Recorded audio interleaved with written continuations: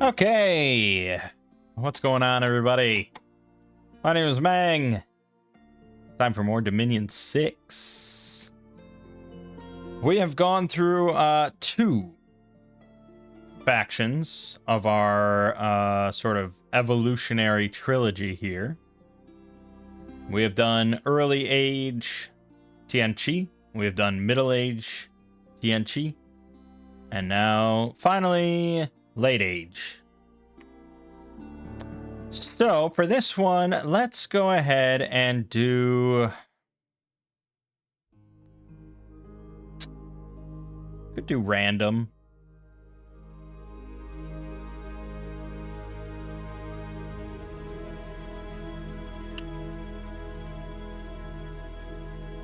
Could do the donut, the circle world. Sort of kind of ensures that you're always going to have one neighbor on one side, another neighbor on another side for the most part. But then if there is an aquatic faction, that could complicate things in the water. Could do small lakes.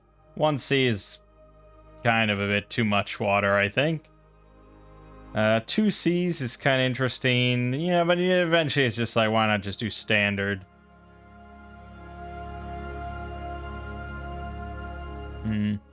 Yeah, I don't know. I mean, I'm not super picky. Standard is kind of fun. So we'll just do standard. We won't do a custom one this time. Wrap around. It's interesting, it always defaults to east-west. I wonder what the general consensus is on, like, on what people like for wraparound. Full wrap is more balanced. Non-wrap creates a center, and players in the center are at a big disadvantage diplomatically. Edges and corners also tend to create some scuffed start locations as well, like sub-3 connection capitals and island starts. Full wrap is most competitive, but sometimes feels cramped. No wrap creates massive geographical advantages distributed at random. I think east-west wraparound with no north-south is a good compromise. It makes it feel like a world map in a more conventional strategy game. Yeah, it seems like most seem to like the east-west and no north-south, so maybe that's why they made it the default. All right, I'm flexible enough. And we are on to Mangg's LPs. I don't know why they went into red. 6. Late ages.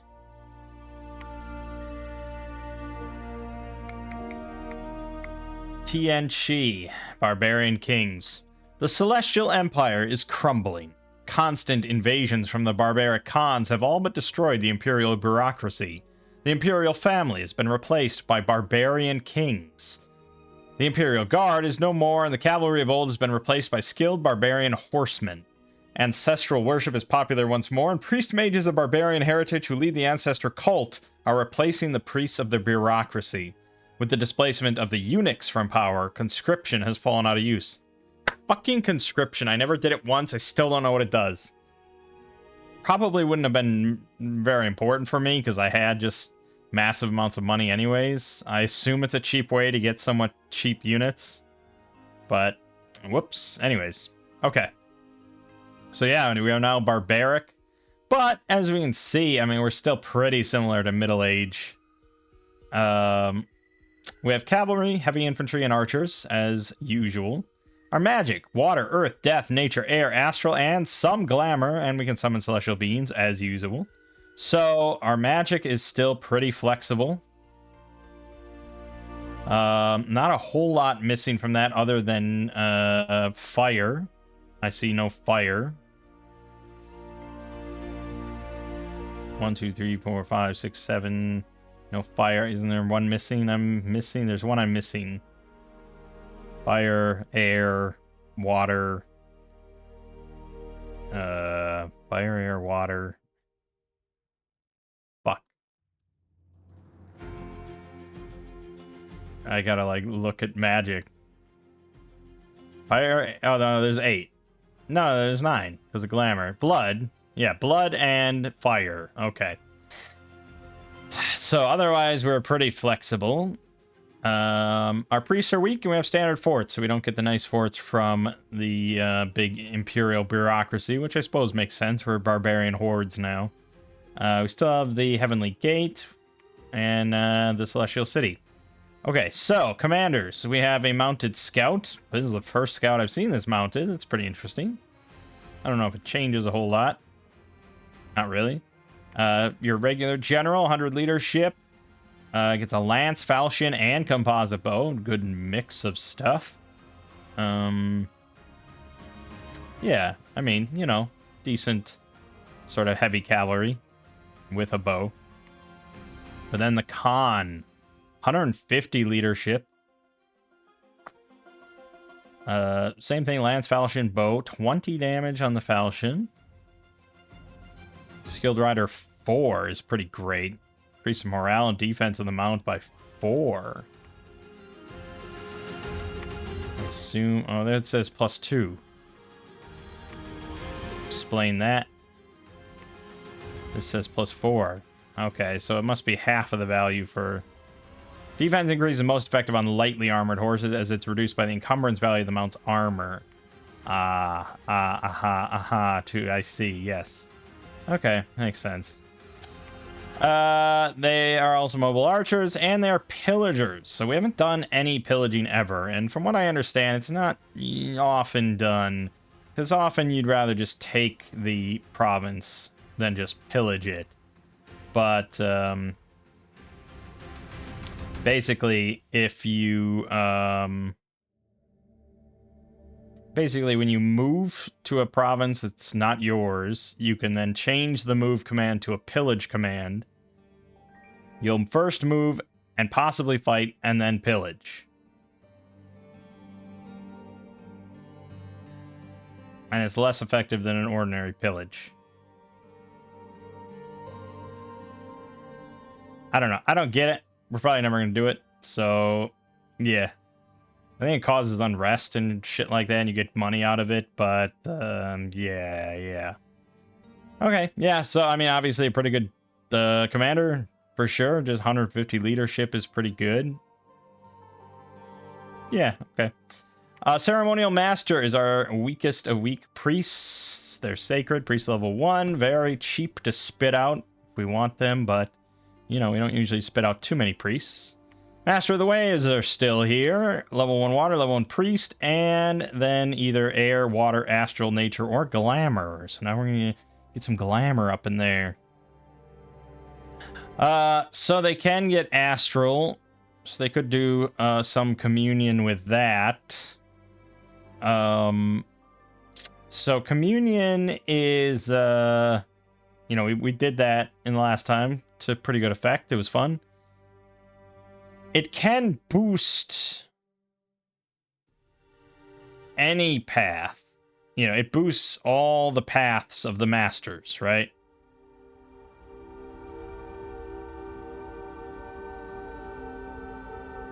For every path the master knows, he gets a boost based on the number of slaves. The slaves do not necessarily have to share the same paths as the master, but it helps because I believe if they don't share a path, they take a lot extra fatigue.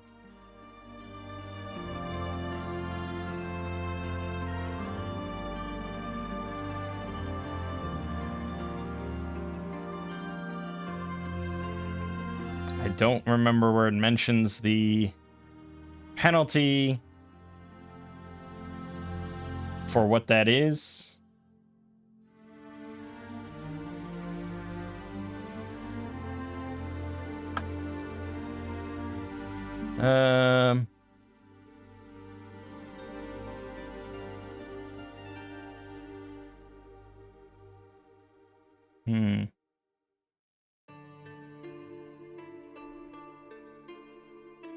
I don't remember where it mentions that in this big, massive page.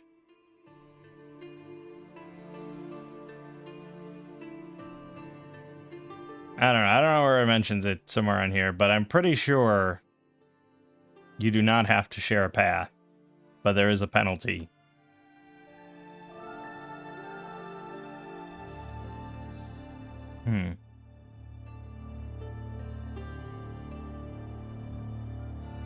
Slaves and no pass will get only double fatigue from path. One master is not quadruple. Okay, yes. So, right. So you have, basically you have a path level of 0 for the fatigue calculations, which if the master is really high, that can be problematic. But say, we're trying to boost like a level 1 earth guy with these, they'll just take double fatigue as if they had a level 2 compared to a level 1. So it's possibly viable, but it's not really something we're going to do. Okay, Ancestor Smith. Now, this is a different thing, because this is now from the Barbarian Kings. Earth Mage 2, Death 1, Priest 1, and then either Air, Astral, Death, or Nature. Now, that's interesting, because this opens up the possibility for Death Communions, where we can get some high-level death magic going, which we haven't had access to, really, up to this point. So, high-level death magic that we'd be very much interested in. Let's take a look here. Not super high-level, but I'm just curious. Like, say 4 death. Skeletal Legion. That's a pretty... Well, that transforms your entire army into skeletal beings. Okay. Oh, Rigor Mortis is wild. I guess if you combine those two, that's something. Oh, that's a bit much. Well,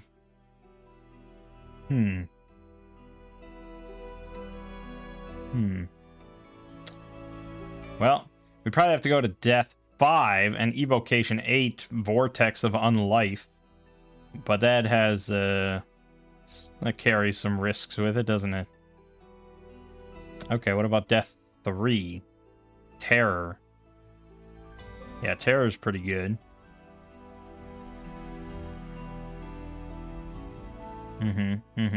Cause some fear effects on the field.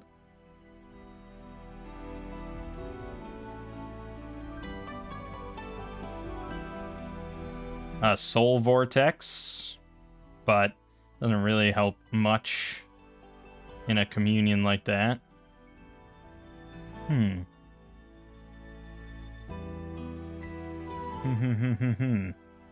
Honestly, not much. I would say there isn't too much things that I'd be interested in, because a lot of it's specifically focused around undead armies and things like that. But Death 2, which we can get, 25% of our smiths will have Death 2 on them, would let us grab Horde of Skeletons at Enchantment 5, and that is a very nice spell.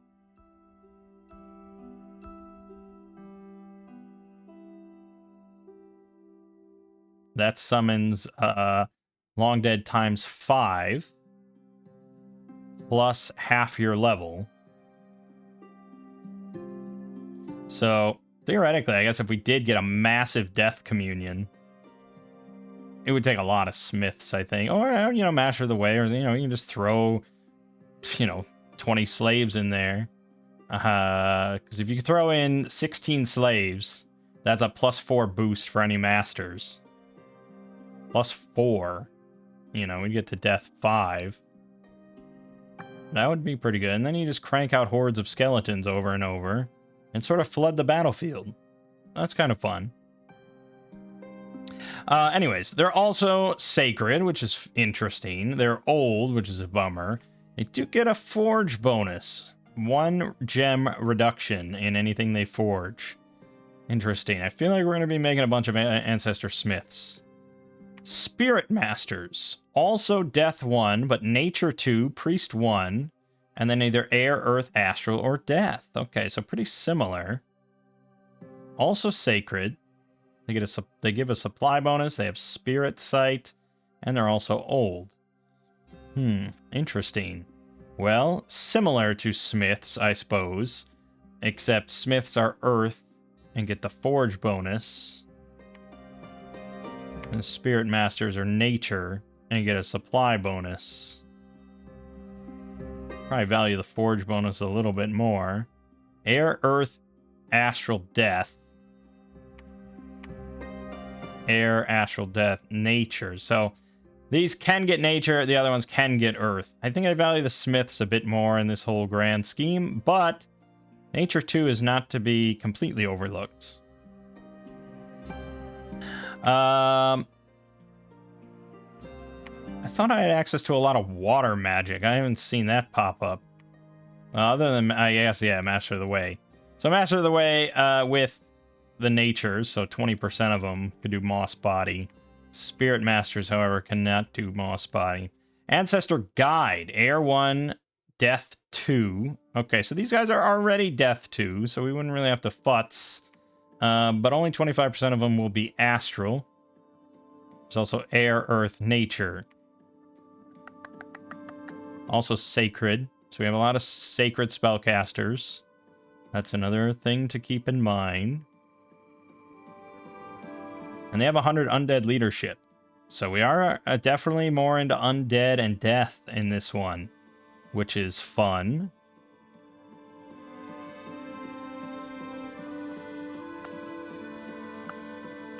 Something to think about then.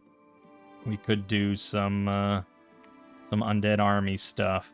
And then finally, Celestial Masters, of course, are still around. Air 1, Water 2, Astral 1, Priest 1, and then either Air, Earth, Astral, Nature, Glamour, and a 10% for another Air, Earth, Astral, Nature, Glamour. So you could get Glamour 2, which has some uses.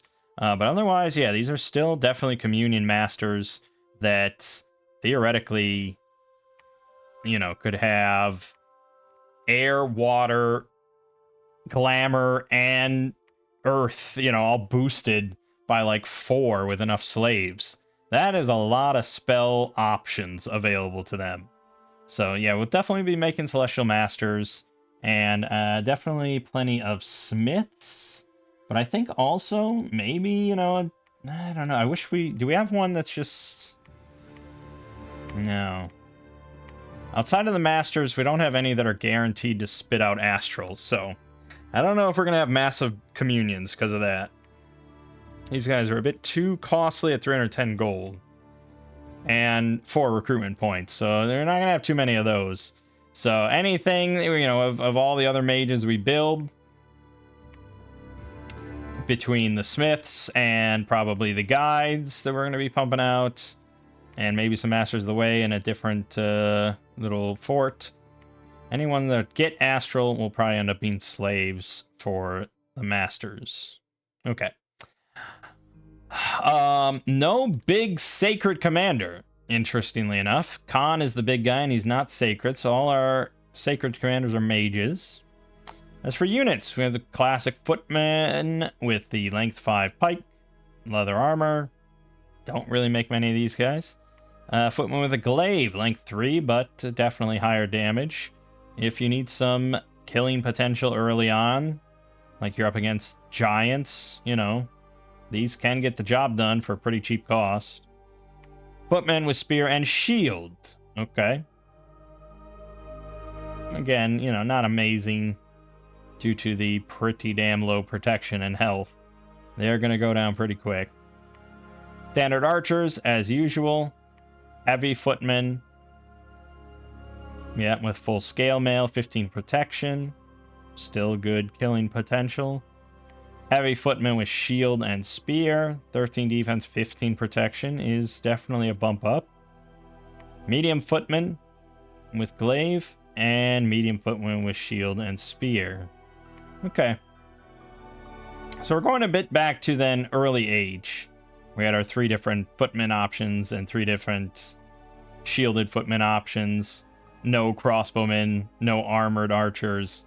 Definitely drop back down in tech level, which is a bummer because most factions are going to be bumped up in tech level.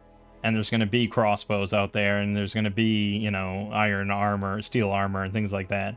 So we regress in that, but so that means that our mages are going to have to stand strong.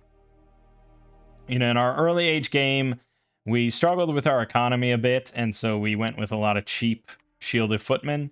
We're going to avoid that, and we're going to go with heavy, because they're not really that expensive. 10 gold is very cheap.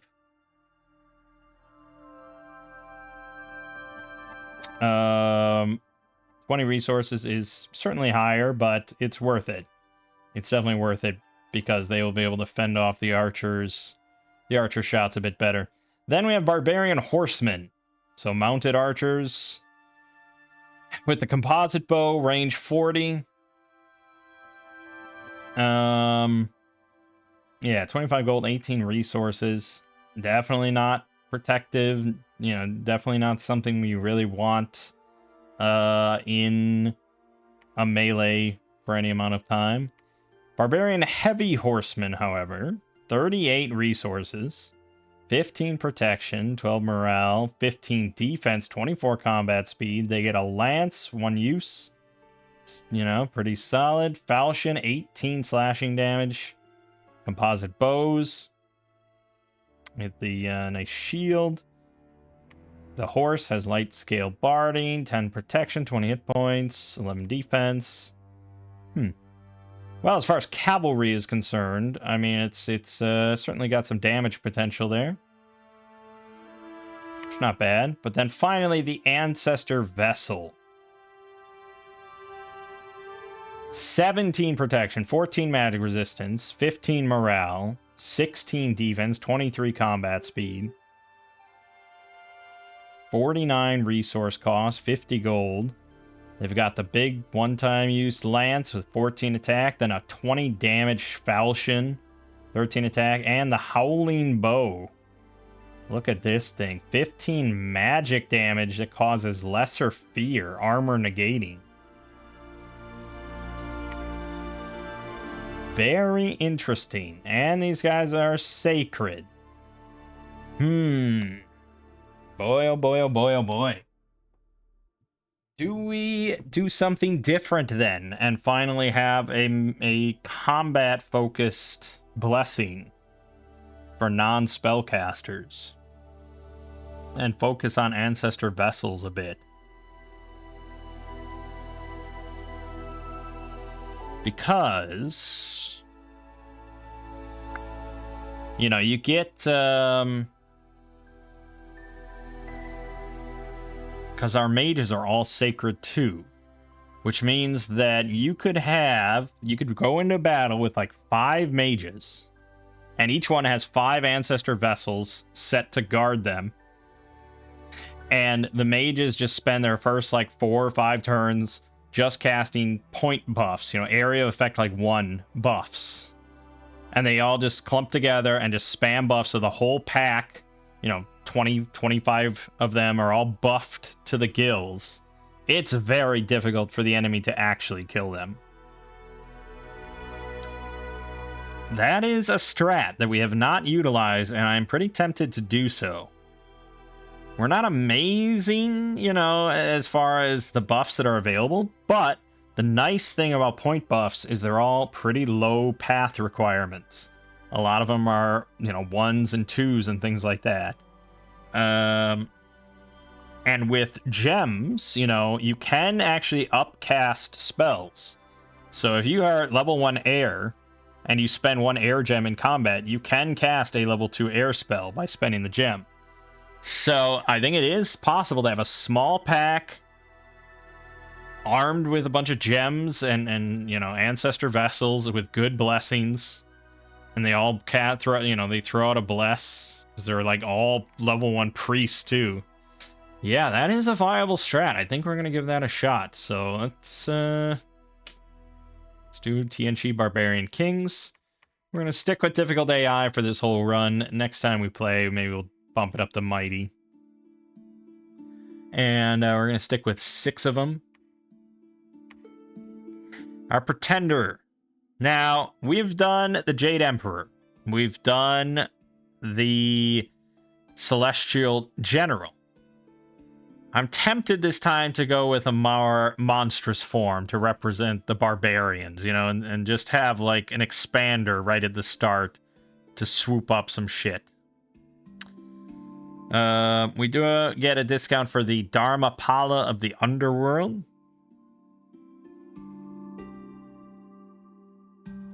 Fear Aura.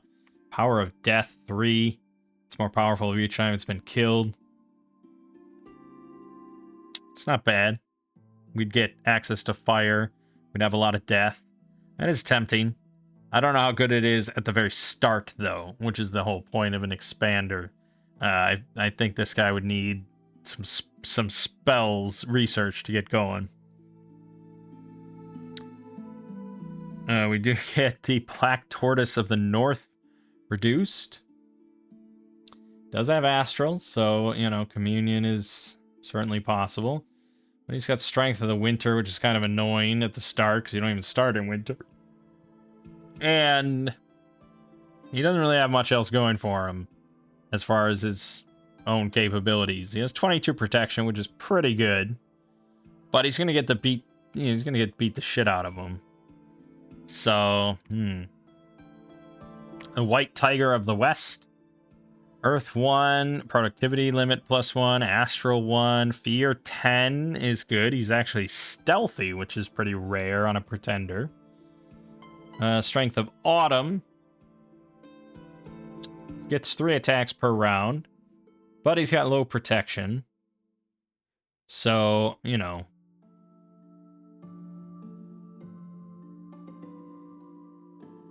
It's hard to say, because, you know, he gets our blessing, and we're going for sort of a combat-oriented blessing. So, maybe. Between Earth and Astral. I mean, let's just grab him real quick. So, between Earth and Astral, we would want, say... Yeah, I mean, we're not going to get it, because it's going to be way too expensive, but Etherealness would be pretty amazing. I mean, it might just be worth investing all that in. You got to go to Astral 8 to get that, which is a lot of points, and you have to have Magic 2, so we're really going to suffer on other scales. But you could get Etherealness. So, any mundane weapon has a 75% chance to just fail. It's very powerful. And then we'd also, I mean, ideally get hard skin for +5 natural protection, but you're talking way too expensive for an awake god like this. And I'd have to get even more points. I'd have to go up to like that. And the scale suffrage that we'd have to take to actually get that would be painful as hell. Oh, those are some shit-ass scales, man.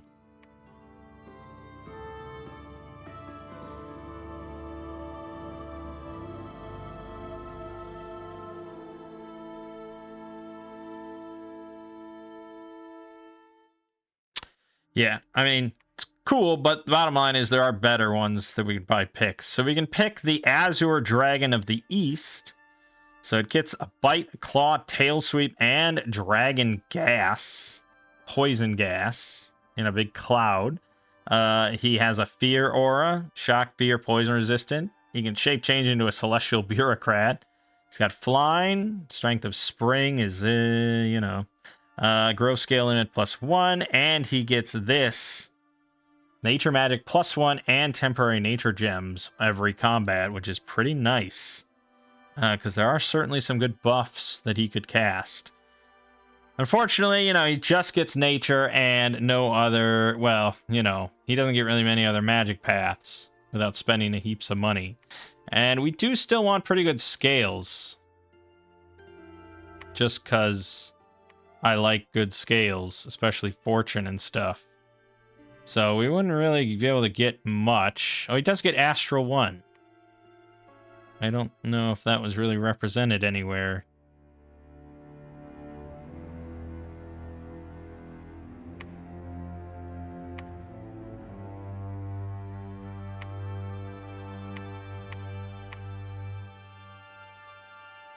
Maybe when he's a celestial bureaucrat, he can do it.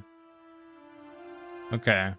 So he does get astral. But, I mean, look at how few points I have to work with here.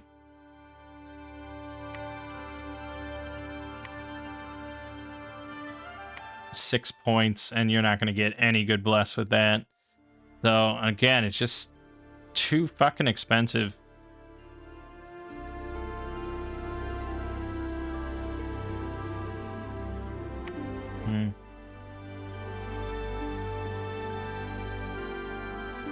Well, then there's the always classic but somewhat lame Earth Snake, who is pretty much always fairly capable.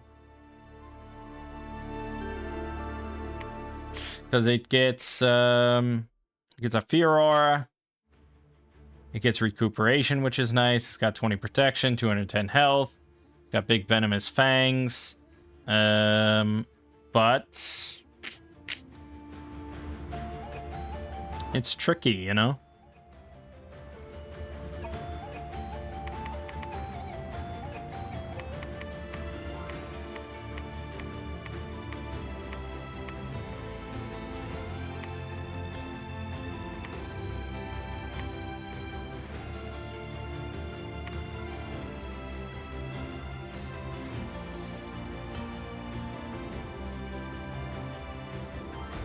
Why do I only have 210 points?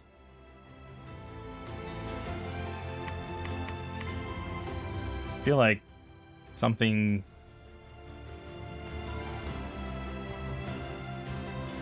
Let me just randomize this. The problem is, you know, it's all fairly balanced, because if you want a good expander, right, that gets to expand quite a bit, then you have to sacrifice other things, and that's usually in the form of scales, unless you don't want a good bless. So, you know, ideally, a really good expander doesn't require a blessing, you know, and it can just go. And there are some of those, but I don't know. We don't get access to that many. So I'm maybe trying to fit a square peg in a round hole here. And I could just go with, say, the Dharmapala of the Underworld.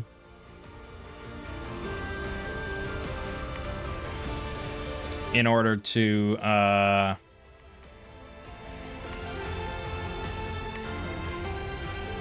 just have a spellcaster that we can use fairly early on. But even still, like, I'm just not getting any points to spend. I don't know, scales are so fucking expensive. Unless you go dormant. Dormant is the big... Yeah, fuck.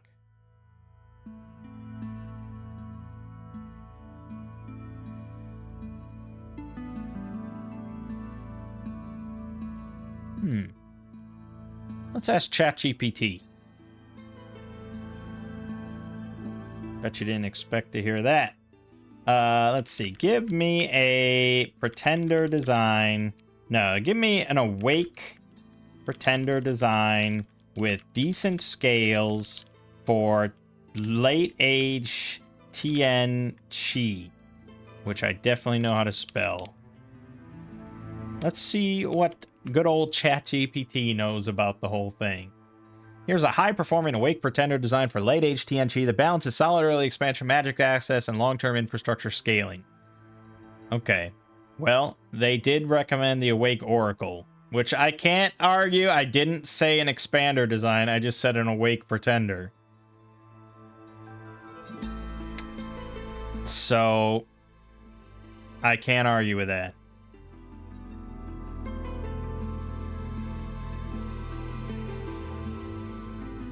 Okay, let's see a different one. What if I want an awake one? Earth Serpent is the classic one.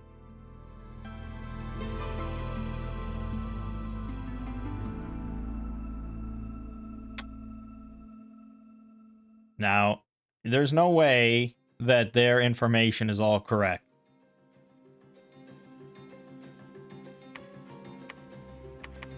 There's no way you're getting any of this shit while it's awake. You're out of your fucking gourd with this kind of stuff. Regeneration is way too expensive, so you don't know what you're talking about. This is all over the place. I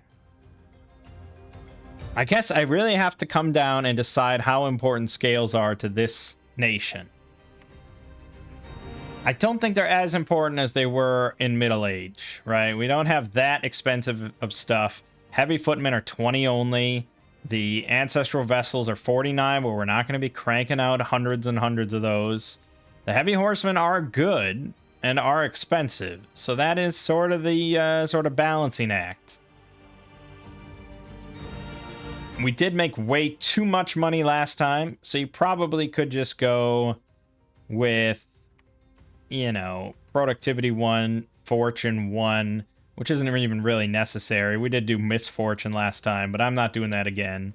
So you could do death 1, which would hurt supplies a bit, hurt your growth a bit, but, you know, make it not so bad. You could go heat 1 to get a bit more points, and maybe Dominion 3. And then that would allow us to get up to 5 and 5. 5 Earth, 5 Nature. Which would let us get... He doesn't... No, he does have recuperation. So it would allow us to get larger. But if we went 1 more Nature instead to 6, we'd get Bark Skin. Which I think might be better for our vessels.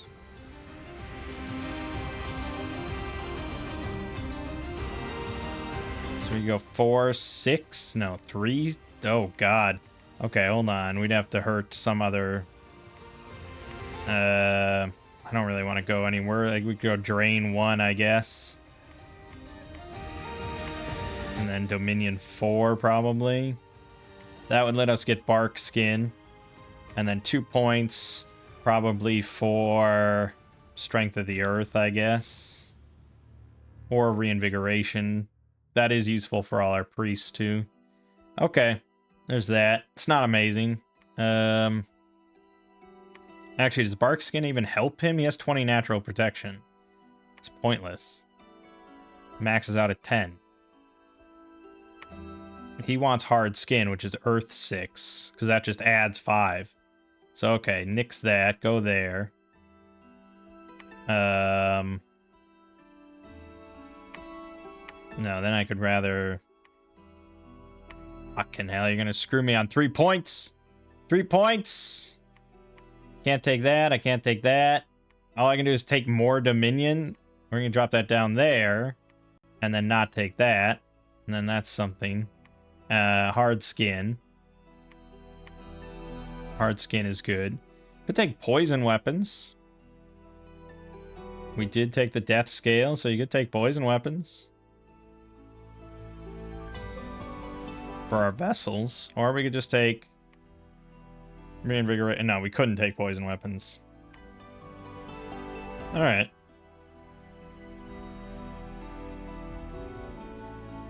I mean, actually, unaging would help all our old-ass sacred mages.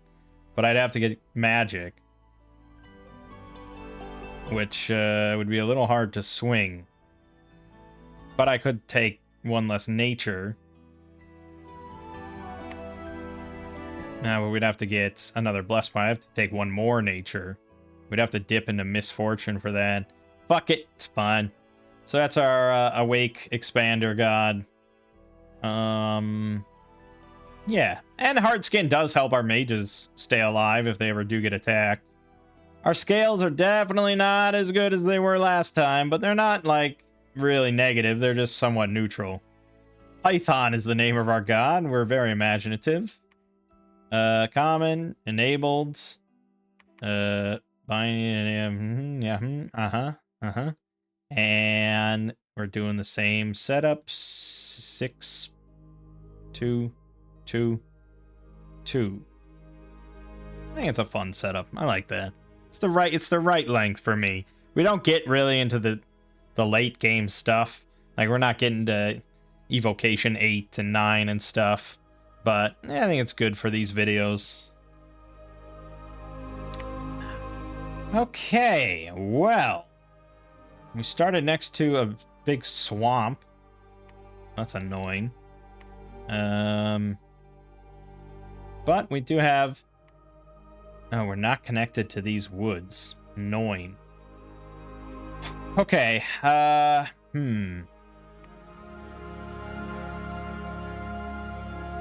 Well, honestly, probably we want to take Sibbermark, but we'd have to go all the way around unless we can cut through here. That would be a decent spot for a fort, if not on Nidian Range itself, but this will probably be easier, I would imagine. Otherwise, Olipha, definitely great income spot, I can already tell. So, let's send our... Ooh, so our scout can move far. That's great. So we're going to immediately send him in that direction. Python will immediately go to Troll Canyons. That's what he is going to do. Because... Yeah, I mean, that's what he's for. That's why we made him this way and sacrificed ourselves. So... Yeah, I don't know. He doesn't really have to do much with scripting. Alright, our research wisps. What do we want? What's the most important thing to us to get going? Well, if we want to get our sort of cheesy, bluffed army of sacreds going... What's the cheapest mages? Well, Master of the Way is cheap. But... Well... You could just make Ceremonial Masters, and then all you care about is just the Blessing. Because our Blessing is pretty damn good. I don't know if it affects the horses or not is a question. But it is going to bump up at least their... natural protection by 5, which is pretty significant. And, you know, due to the way that the numbers and everything work in Dominions, like a bump up in protection, in attack, in defense of like 2, 3, 4 is actually pretty significant. Someone had an example that I was reading where like a 4 bump in protection reduces the odds that someone will take damage, you know, from the same target by like 30% or something like that. Like, it's really significant due to the way it's a 2d6 system, you know, so everything kind of comes down to averages. And you get it, you know, you get a random number added to your protection value, and they get the added to their damage value. So that averages out thanks to a 2d6 instead of just like a d20 system. You know, it's kind of a bell curve. So averages kind of work out, and which means that it's really hard to keep pushing above that average value with dice rolls. So yeah, protection values, it may not seem like much, but this is why, like, these guys, protection 10 footmen compared to the heavy guys, protection 15, that is a massive defense increasement in their survivability. Whereas they lose 1 point of defense skill, which is still something, but no comparison. You want heavy footmen. Even medium footmen, going from 11 protection to 15. Massive. So, yeah, the hard skin on our sacreds is pretty damn significant. And probably, in addition to them just being, like, obscenely good, not obscenely, but really good units in general, we could just throw in some Ceremonial Masters, bless them, and go on our merry way. I would guess that they'll be fine, to the point where I'm willing to just kind of experiment and make, like, 2 of these and just sort of see how they do. Or maybe not 2, but maybe we'll get 4 going or something and just see how they do in, like, the swamps. But in addition to that, we're also going to want to get probably the smiths. because that gives us earth magic. So that's going to be pretty significant. And we don't want to go for the 4s.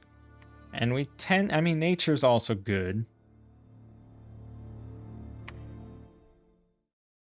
Or I can just go into death, and we could try to get hordes of skeletons online.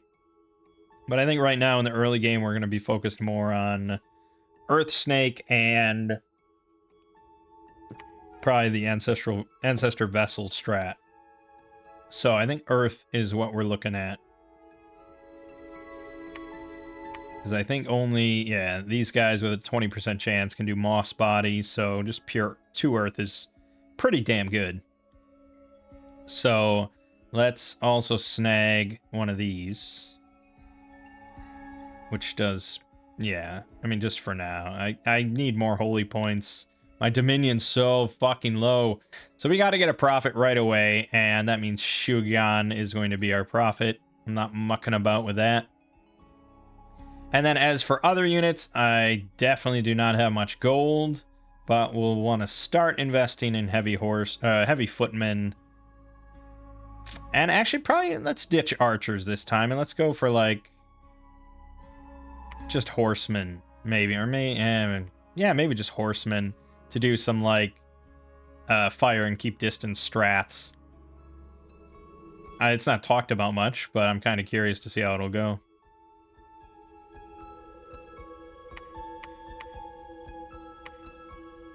All right. Okay, so then research, yeah. So Conjuration 3 will get us Summon Earth Power, which is going to bump all our smiths up to 3 Earth, which is pretty good, but not immediately essential, is it? Alteration will get us... Again, we're looking at point buffs. So Alteration doesn't really have that much until...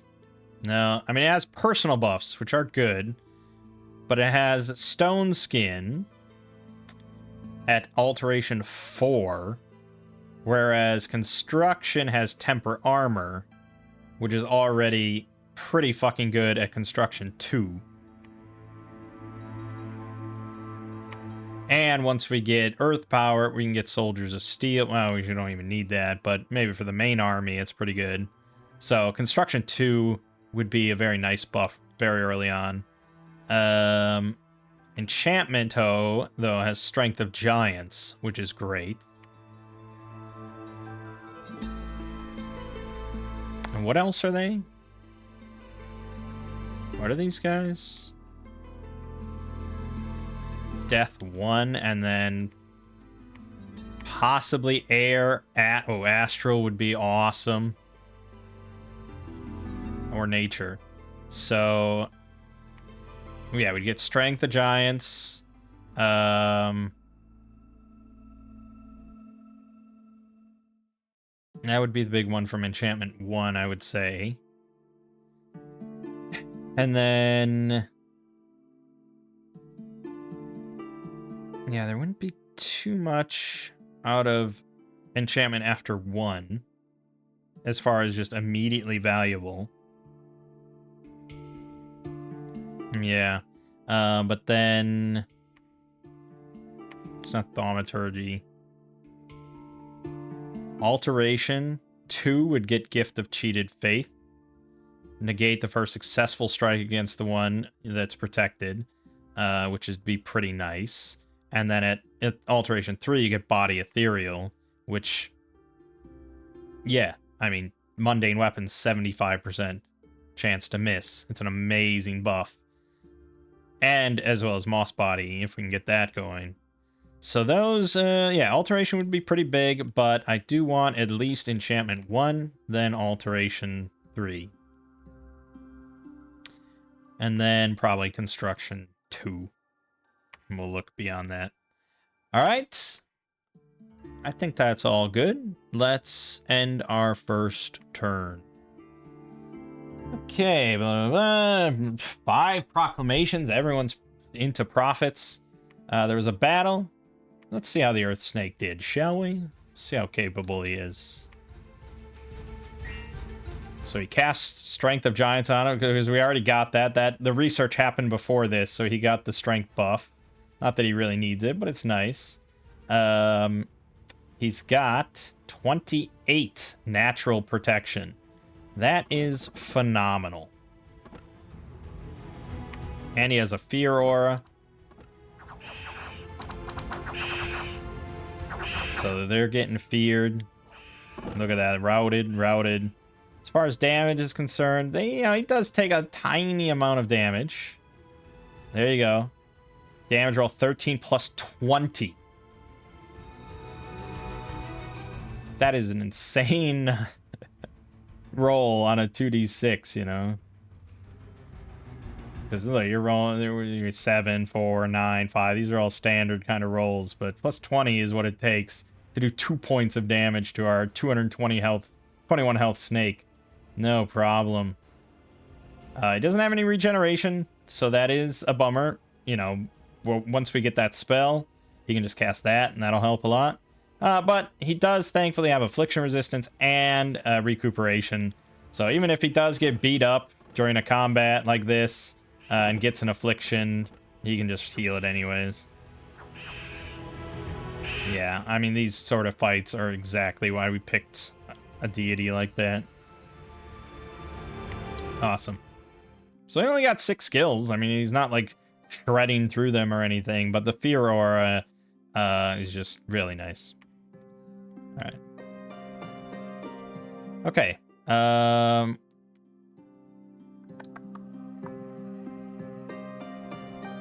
We could have him keep pushing towards Alypha and just immediately get there and build a palisade and just do it, you know, and be done with it. There is some niceties to that rather than just circle capping. But circle capping has its own pretty intense value. So, for now, we'll just circle cap. We'll get to Alypha before anyone else, I'm sure. Alright. I want you to make your way to here. I want to see exactly what this is, and if it's possible, maybe for the snake to do by himself with a little magic research. Alright, Shugyan. Let's go ahead and preach while you're here, because you're not going to do any expanding just yet. We got Yanlo, double earth. Right, you're right. So he got nature. Which is okay. Not amazing for alteration 1. But well, no, you needs 2 nature for that. Damn. Yeah, but we still want this. Gift of Cheated Faith is very good. Bark Skin. Yeah, because Bark Skin will stack with hard skin. So alteration 3 will give us Bark Skin, and that with Body Ethereal and Gift of Cheated Faith, they shouldn't have too much issue, I would imagine.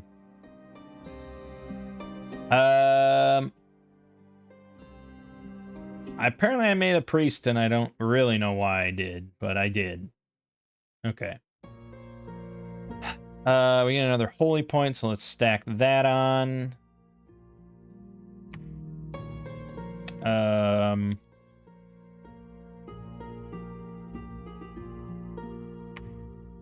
what can we cast right now? Not much. Not much buffs.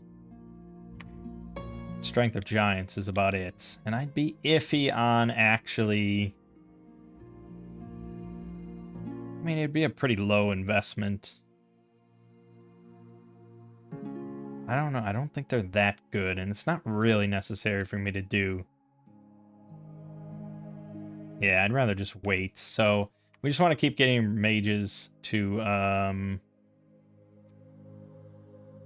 keep going with research. So I'm pretty happy with smiths. But I don't know, there is a benefit to sort of diversifying, because they can all get astral, and they have different things that they're good at. Some of it, nature 2 would allow us to do enlarge, stuff like that. Death 2 gets Horde of Skeletons. Master of the Way can get Moss Body.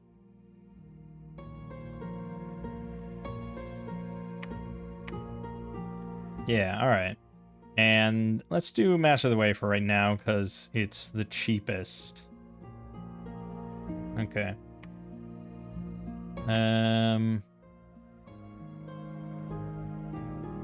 Yeah, I don't really know what you're gonna do, Ma Wang. Okay. Oh my god, he died. Are you shitting me?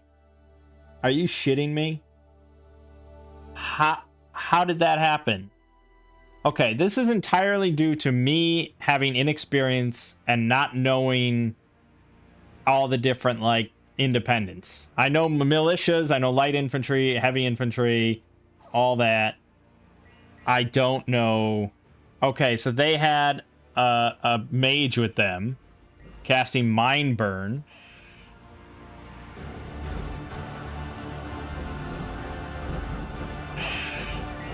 He's taking massive amounts of damage with no regen. Yeah, he's already at half health.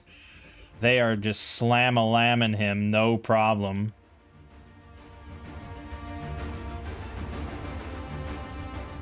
Why are they hitting this hard? 10 points of damage. 13 points of damage. Armor defeating hits. Oh, God. With what? What, the Crocs? No. What is the armor defeating hit? Is that because he...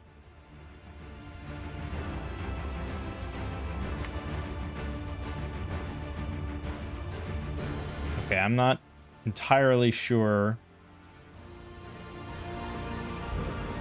But yeah, obviously he got roasted.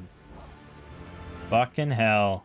And just like that, so much of our advantage thrown to the winds, because I don't know what a lizard warrior does and what a crocodile does. Anything like that.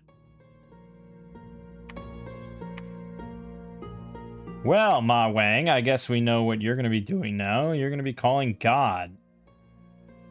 And 50 turns from now, we'll get our snake back. You know, tempted to just restart the game. But I'm not going to do that. We're going to live with our consequences and live with our failures. Now we know. Actually, do I know? Do I know exactly why he got just obliterated? I mean, I know we didn't build him to be like that amazing of a expander.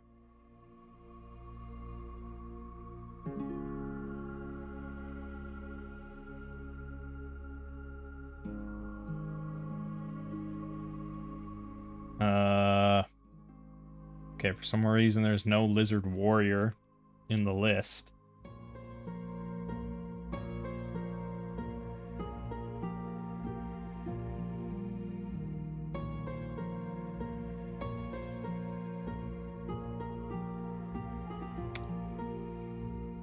I mean, no, I guess I don't know why.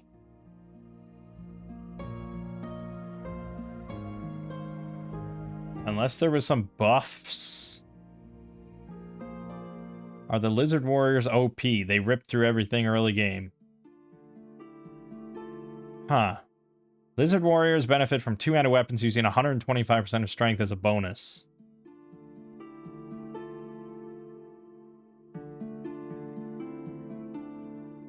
Okay. I did not equate Lizard Warriors with if I had known, if this had been Barbarians, I wouldn't have sent them in. So now I know. And that kind of makes me wish I'd save scummed, but I can't save scum now. It's too late. All right, it's that's fine. Now, you know, now we know. Now we know. Okay. At least we got the Troll Canyons. And we can recruit heavy horsemen from what, any fucking province? I guess we are barbarian kings. We're like, you know, the Mongols. We're all over the place. That's good. I guess Shuguan could also be Calling God. That cuts down on the turns. But I can't give up research, so really I think I gotta keep making these ceremonial masters for the time being. Just to get more priest power out there. Shitty, man. Shitty. This really puts us behind when our whole advantage was early expanse. So we're behind in the early game, and then we're also going to be behind in the mid game because, you know, we gave up some niceties to get this deity.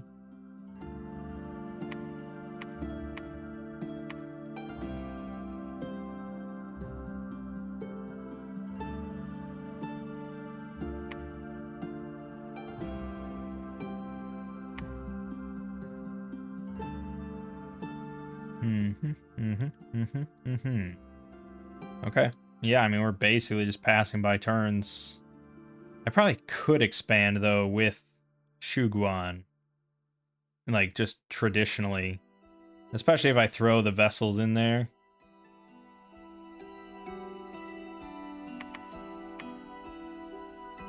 And just, you know, do the traditional setup.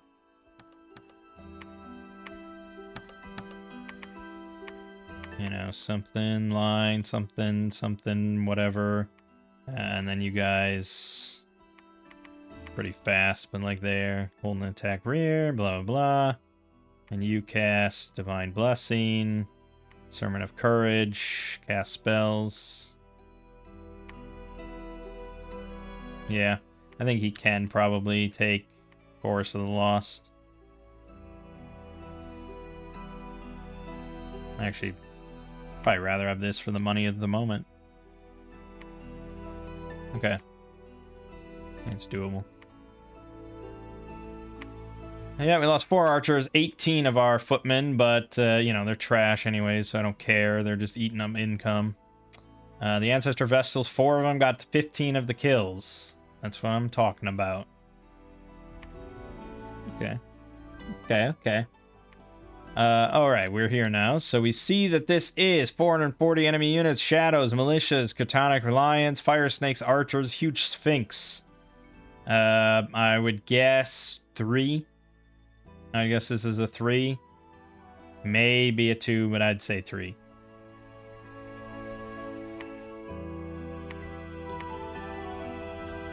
Okay.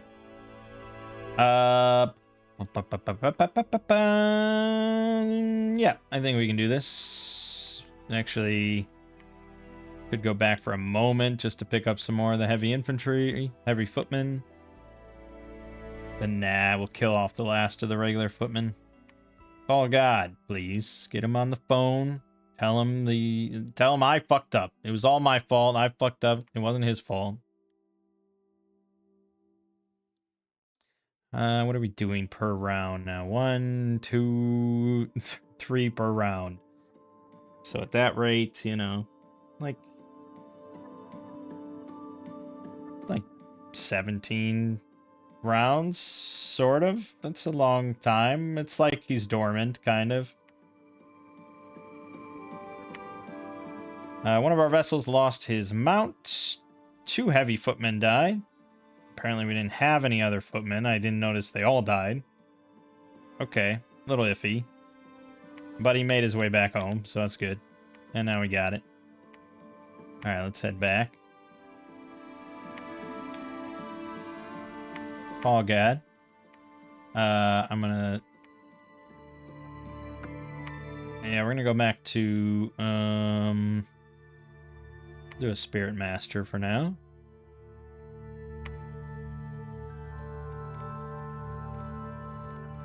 How did I get a heavy horseman flipped in there? That was a mistake. Wanted regular horsemen.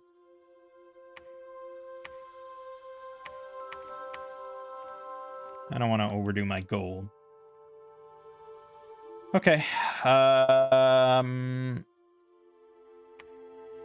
We're at alteration 2, baby. So that gives us enlarge. That gives us blur. That's nice. Gives us gift of cheated faith. All in all, pretty solid.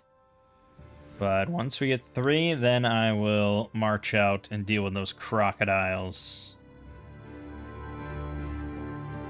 Alright, call God.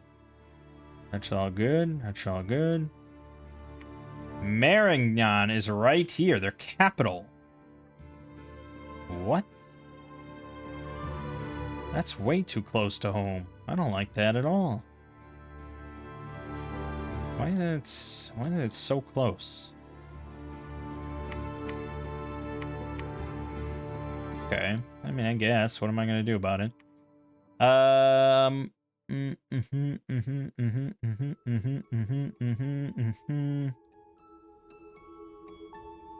Crossbowmen and heavy cabs. Eesh.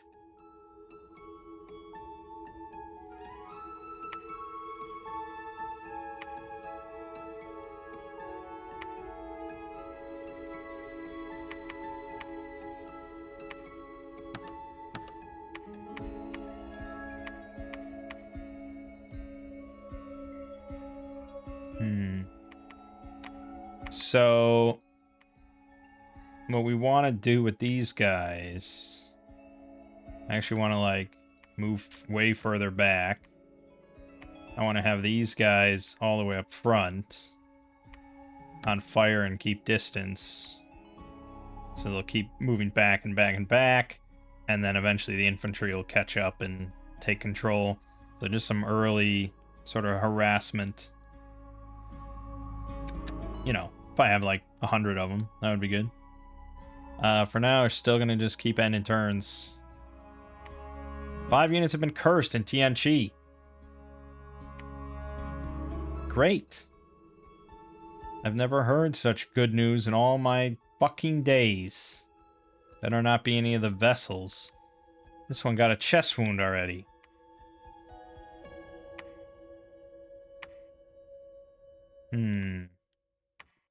Got my eye on you. Okay. Hands of justice and deliverers of justice. Ooh.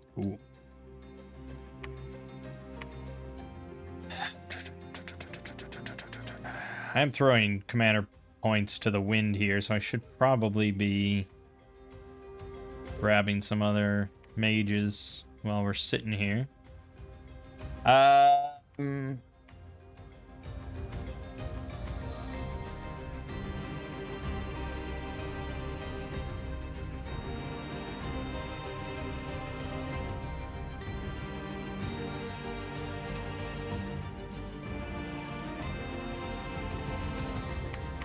We didn't get... Okay, we're going to get Alteration 3 this turn.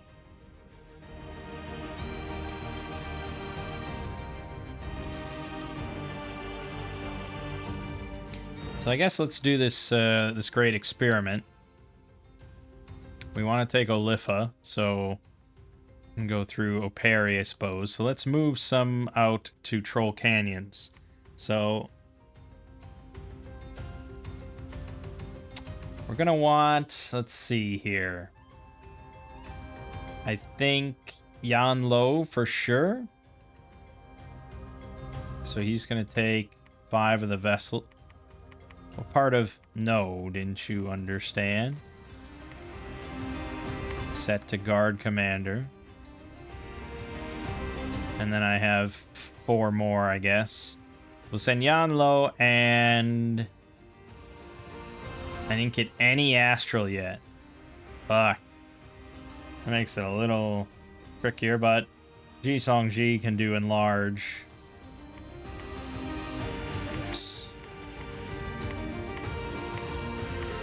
Very rough experiment. Pretty low investment.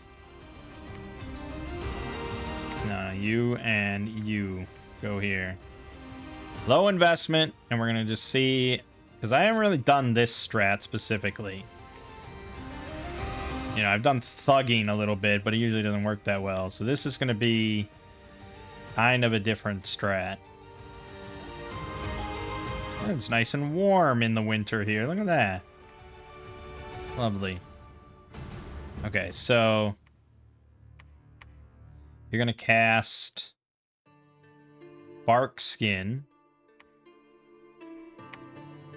for sure. Bark Skin and Enlarge. And then that's kind of it, because, well, we could throw, oh, also Blessing. That actually should be first. Blessing, Bark Skin, and Enlarge. And then, you know, you could do True Shot, but by that point they're already be in melee range, unless we're all the way in the back. I wonder if on Guard Commander they'll shoot and then melee.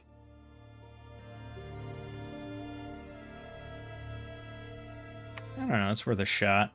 And then at that point, just cast spells. And then you are going to do Blessing, Bark Skin, Strength of Giants. Whoops.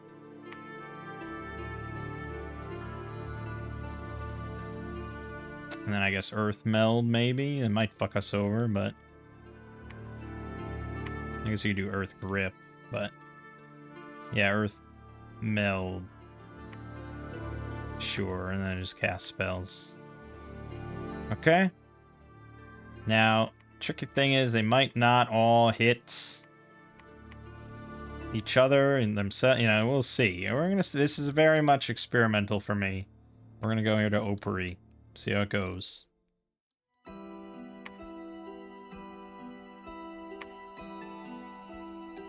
And it won't be too long before we get our snake back. All right, let's just watch the battle in Opry. Okay, so they're standing around, milling about.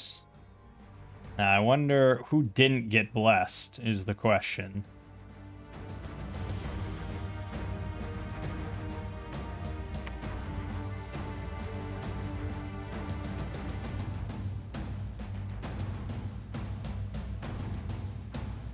Okay, this means they're blessed. This guy didn't get blessed. These guys didn't get blessed. So I think we might have to... Oh, he's also cursed. So I think we might have to throw out 2 blessings to be more sure. Now, Bark Skin. That got Bark Skin. That didn't get Bark Skin. Didn't get Bark Skin. But they should, after they run through the script and go to cast spells, they should, honestly, yeah, cast it again and again.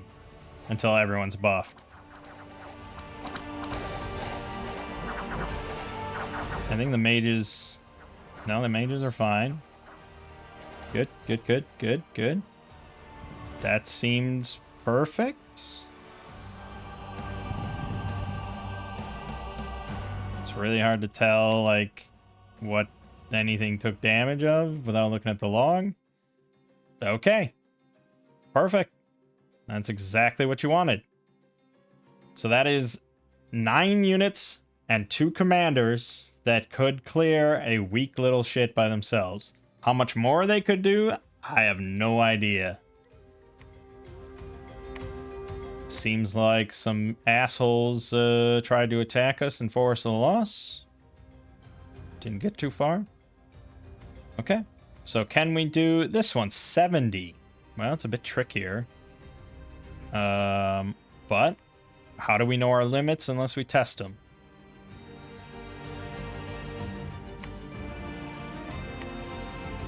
Oops. Right, so once we get construction 2, that'll help a lot. Okay, this is definitely the level 1 throne. Pretty easy. It's possible our little thug group could handle that on their own. Be fun.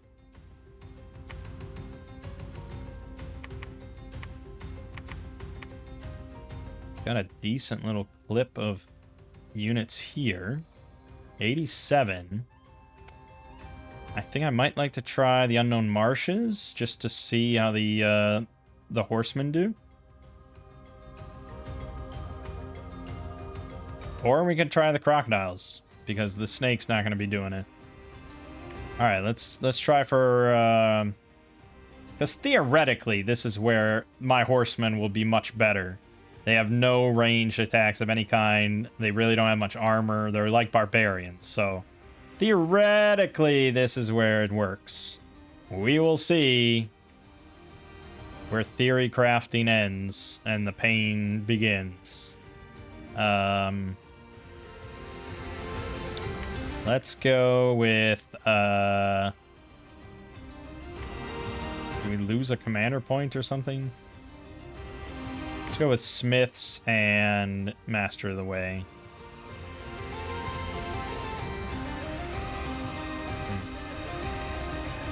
Oh, I'm really fucking poor. Damn winter bullshit. Alright. Let's see how these two battles go. Okay, well, you never like to see this message, because that means at least one guy lost his mount, but it's only one. Let's look at, so this is our little thug group first, against a much larger force. Now we're going to fast forward, because it takes a while to get going. Oh, temper armor hit. Nice, nice, nice, nice, nice. We got that going.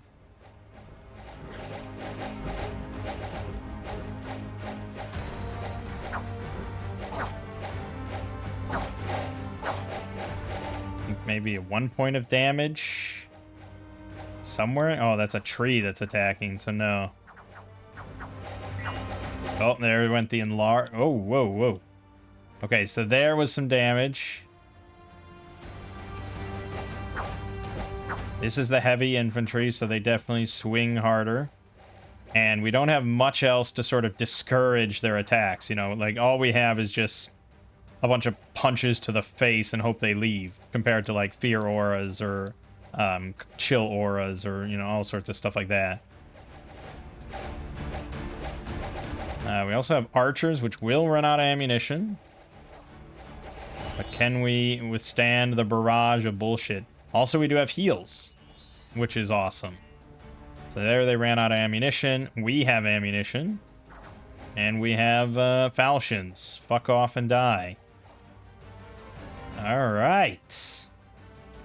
Oh, and they're animating trees, too. Okay. What's the damage there? Nothing. Oh, man. That is awesome. That is really satisfying. That is the power of just low-level magic. And not even that many of it. I mean, this is a really small amount of units. I mean, yeah, a thug can do stuff solo. Our snake can do stuff solo. But, I mean, this was really low investment. Really early in the game. All right, now let's watch this so we can see our horsemen in action. Okay, they immediately are volleying arrows inaccurately. Body ethereals getting cast.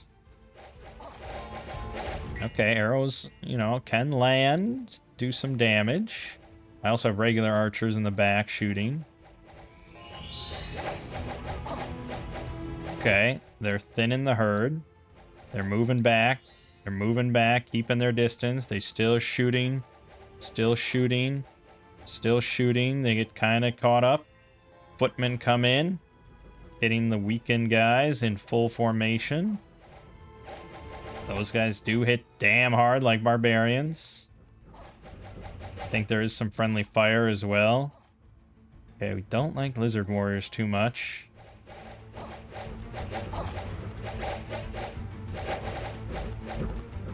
And the crocs also hit really hard. I think we took some decent losses on our footmen, but probably not going to be much else. Okay, I mean, we definitely won. There's no doubt about that. It's just a matter of what's the damage. Also, I must have lost a horseman at some point, right? Or would...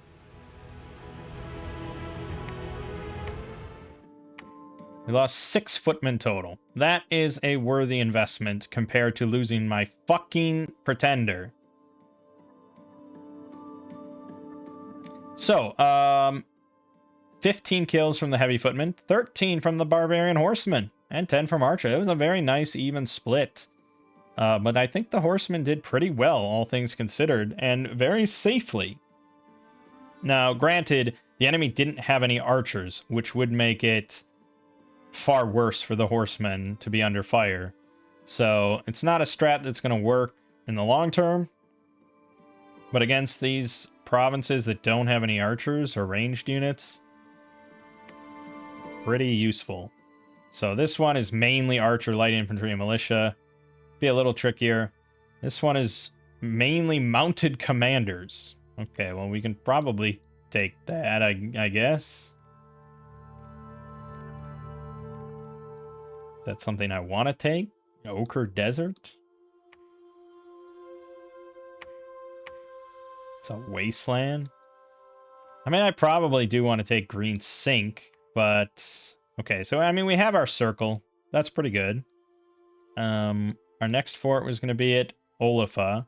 So the question is, can my army handle this? Crossbowmen and heavy calves. Ooh, boy, that's a trickier argument, I think. Granted, I don't know if my snake can handle it either. That's some pretty heavy-hitting stuff. He is going to have magic available now when he comes back in, but yeah, I mean, I also don't think this group can do it. Especially this guy took a chest wound.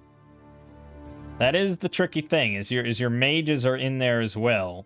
So ideally, you kind of give them maybe some equipment as well to help with survivability. But you can't put too much armor on because that'll hurt their fatigue a lot. Alright, but we're going to take Olifa with them. And for us, it's pretty low income. Alright, where would I want a third fort? He already took fucking Feral Woods. Man, oh man.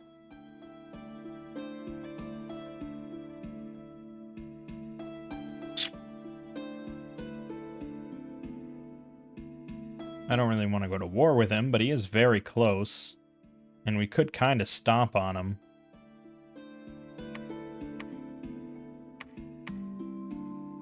Alright, let's go back home for the moment. Come back this way. Alright, so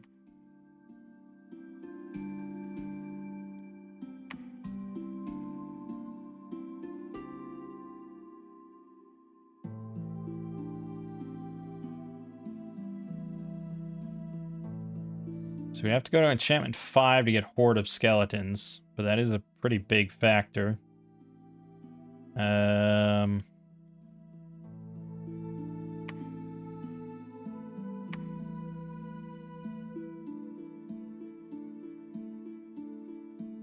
I'm just mainly looking at my sort of small squads, because I mean, because can you imagine just having like 12 of those? 12 of those squads? I mean, that's pretty capable. You're going to lose mages, of course, but yeah, there's some good stuff in there. We just need more astral capability. We need to get some astrals. Well, Conjuration will get us Summon Earth Power, which does help. I don't know if it's immediately the best thing, but I don't think Evocation is really that valuable to us at the moment. So it's either Construction 3 to get lesser magic items going, but I don't have much gem income, so it's whatever. Thaumaturgy will get us communions going, but again, not useful for a while.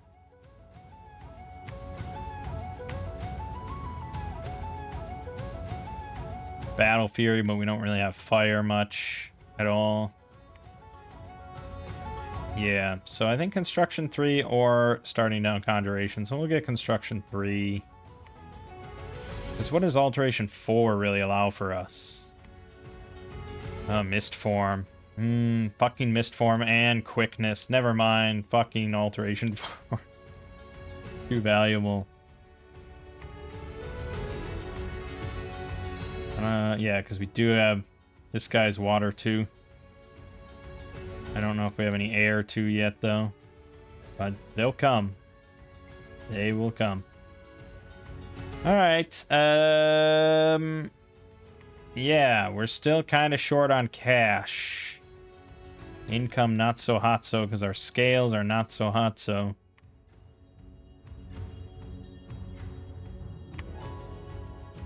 And now we see the failure of our strat. It wasn't the ancestor vessels. I mean, they got proper buffed and they pretty much proper killed. One of them did lose a horse. The problem was the mages. Likely couldn't handle the volley of crossbows coming in. Because they do not have nearly as good a protection. Yeah.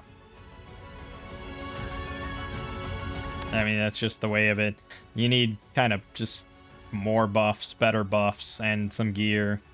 This was a proof of concept. We did lose, which means all those guys probably... Yeah, 4 of them made it back to safety. Okay, bummer, but I can't say I'm overly shocked. So rather than going to war with him, we're going to just go take Olaf.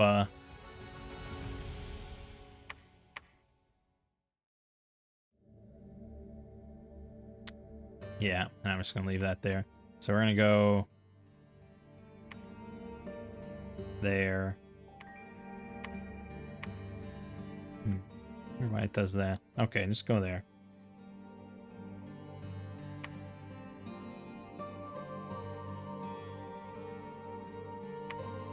I mean, the snake shouldn't be that far off. We're on turn 12 now. I've been calling him for like 10 turns. Died on the second turn. So, well, 9 turns we've been calling him, maybe. And we got 1, 2, 3, 4 guys doing it.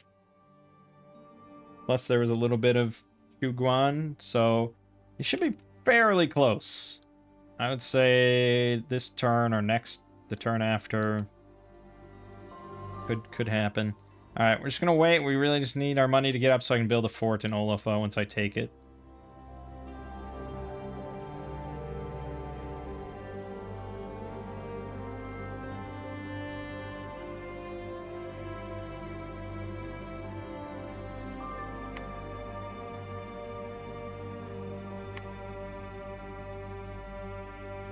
All right. Dormant Pretender Gods are awakening. Dominion -2 in Tianchi. Heat +2 in Opry. Blah, blah, blah. Blah, blah, blah, blah, blah. Damn, really can't cut across any countryside here. Okay. Just building up our research, building up our income. Well, building up our money at least. Building up everything. Keep going. Earth Gem +3. Upcoming arena battle.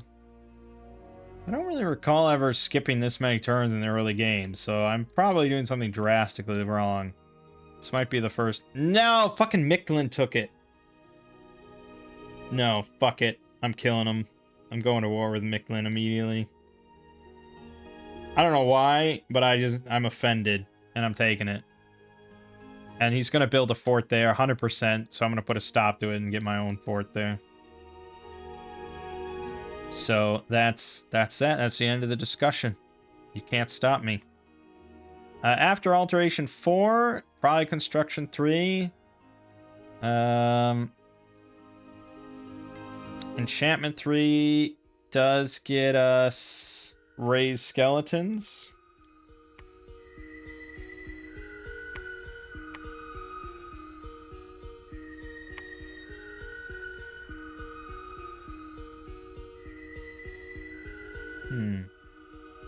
I think this is a possible spell we could use. Maybe on our mages there.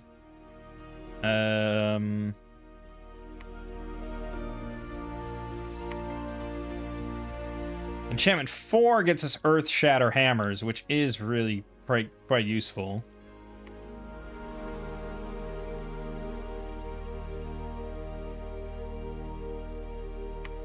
Also gets Immaculate Mounts. But I should have... Yeah, Proud Steed. So we can also get that in enchantment 2.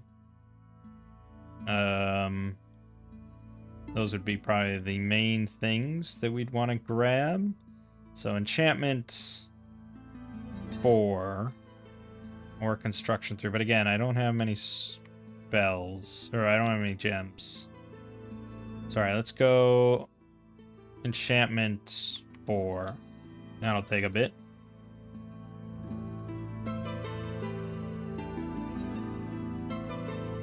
Come on, Snake. Snake! Luck +1, defense -10.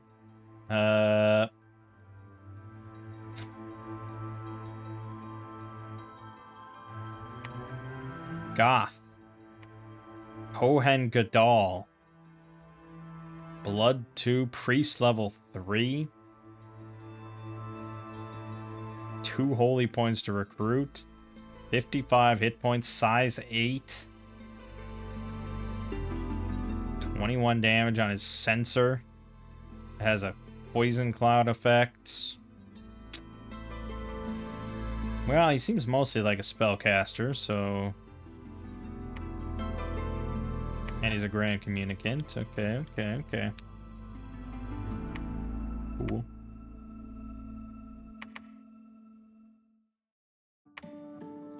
I don't know, just put him in there, you never know. Alright, yeah, go fuck yourself. My spot.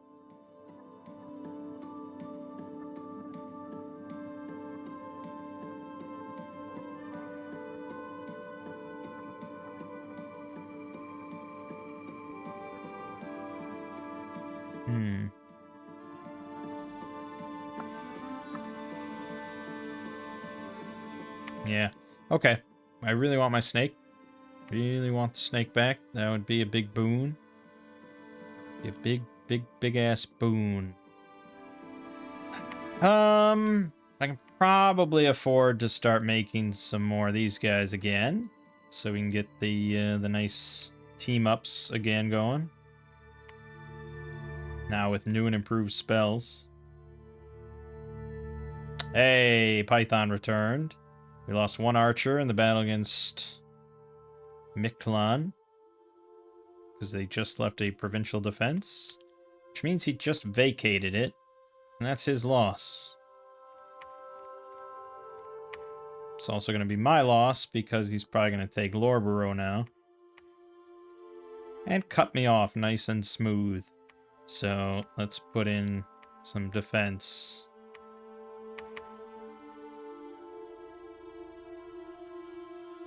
And the snake. So we're going to send the snake straight to the bulwark. And now we're going to modify his command a little bit. So we have personal bark skin, which is pretty useless for him. No real point for that. Personal stone skin, also useless, I'm pretty certain. He has enlarge, which is pretty pointless because I think he's already size 10. Personal iron skin might be useful.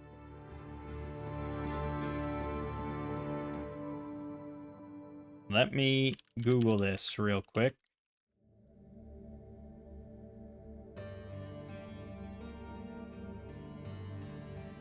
Yes, it is. It stacks. It does stack. So personal iron skin. Good. Temper flesh. Boom.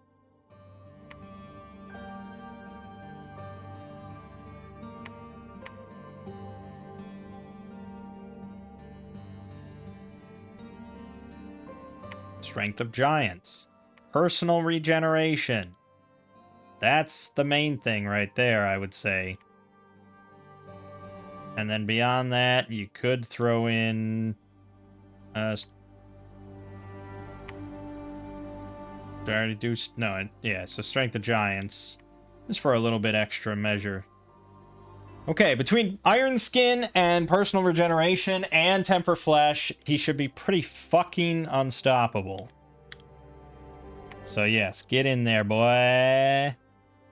Alright, now we got all these guys that were calling God and are just level 1 priests, and I don't know what to do with them. I can spread them around, I suppose, to eventually build temples in all these places.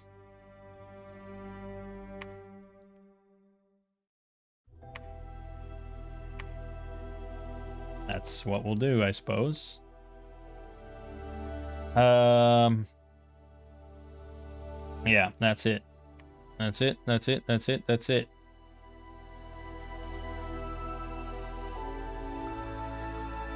Yeah, I don't think the snake's going to get anything from Enchantment 3. Because now you start getting into the larger scale buffs rather than just the caster buffs. So, the only thing was... Where was Quickness? Oh, he doesn't have water. Yeah, Quicken Self. He had just taken one, but it's really tough for him to go into different paths. We were screwed enough as it was. I'll take 10 Unrest for an extra Dominion, sure. Alright, now you're just going to be patrolling. Oh, I guess you could search for level 1 priest shit. You never know, it could happen. Alright, he is expanding. We want to get to God Coast before he does. That'll put a bee in his fucking bonnet.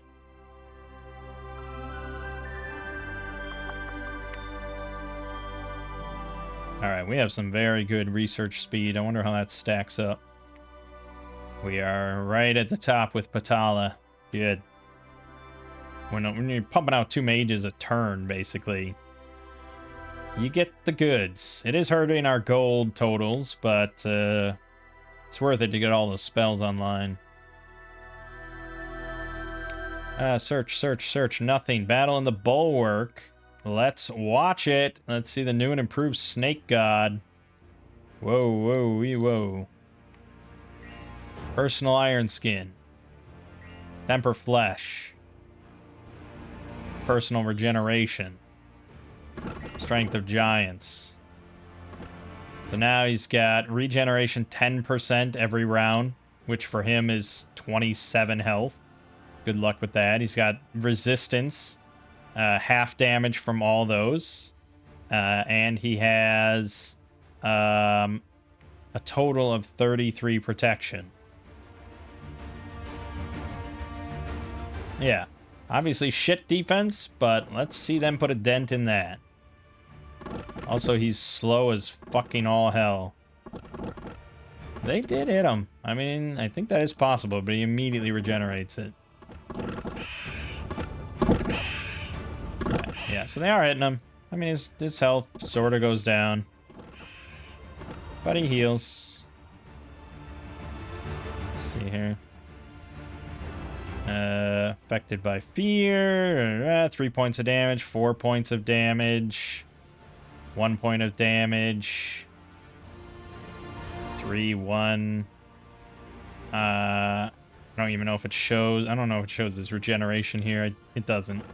But he's regenerating, obviously.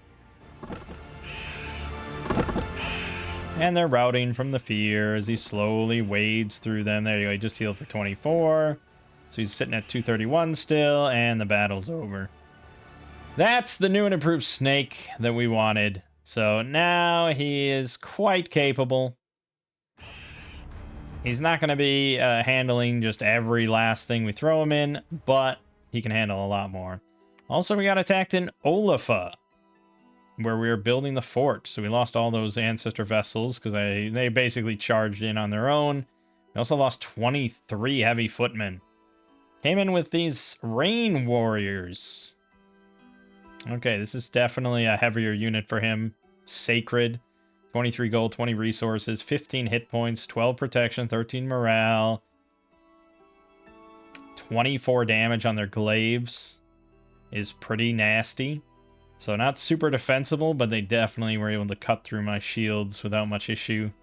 And I didn't really have much damage to back it up, But the horsemen killed 34 units.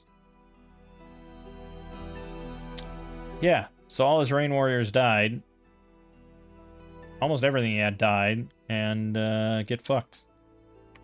Alright, on to Norfangs.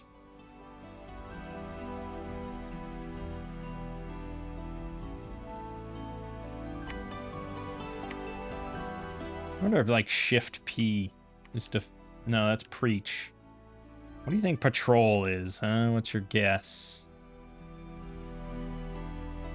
Patrol is X. But of course it is.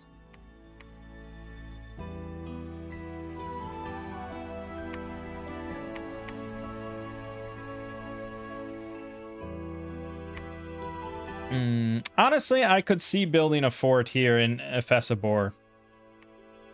Although it's only 5,000 people, so even though it's a farmland and has higher income, it's never going to get that big.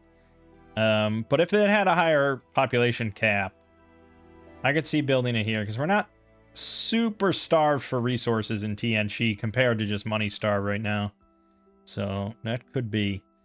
We got 3 more months on this. If we get attacked again with that size of force, it might start to get a little tricky. But it is what it is. Okay, after Enchantment 4, now we want Construction 3.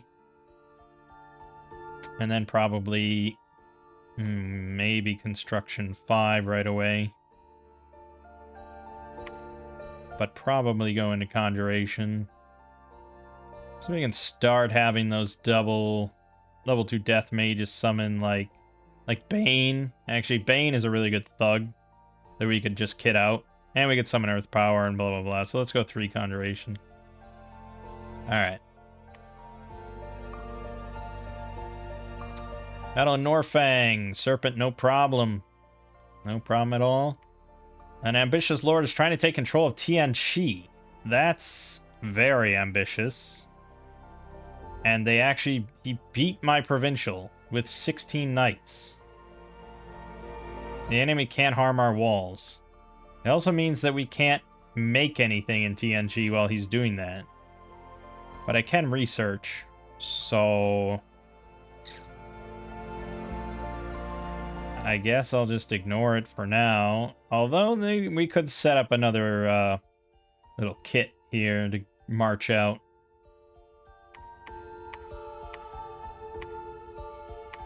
Say Liu Bei. And, Ling Bao Tian is going to be my man here.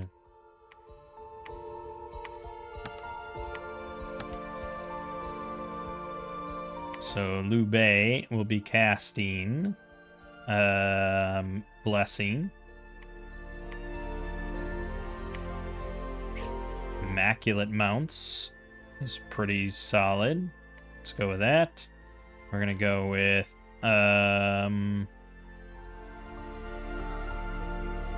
Group Bark Skin. The problem, well, yeah, it is twice as much fatigue, but it is what it is. It's nice to just... Because otherwise, if they have to cast Bark Skin twice, it's basically the same thing. And then Enlarge. And then cast Spell. It's a little fatigue heavy, but... Alright, but you get to cast Body Ethereal, which is phenomenal. Make sure you get that on yourself. We also get Gift of Cheated Faith, but we also want to get Temper Armor just on all of them real quick. And, oh man, there's so much good shit. Earth Shatter Hammers, throw out there.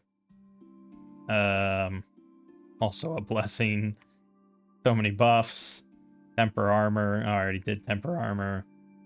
Temper, not Flesh. Maybe that was it. Oh, Stone Skin. Yeah. A lot of buffs. All the way in the back.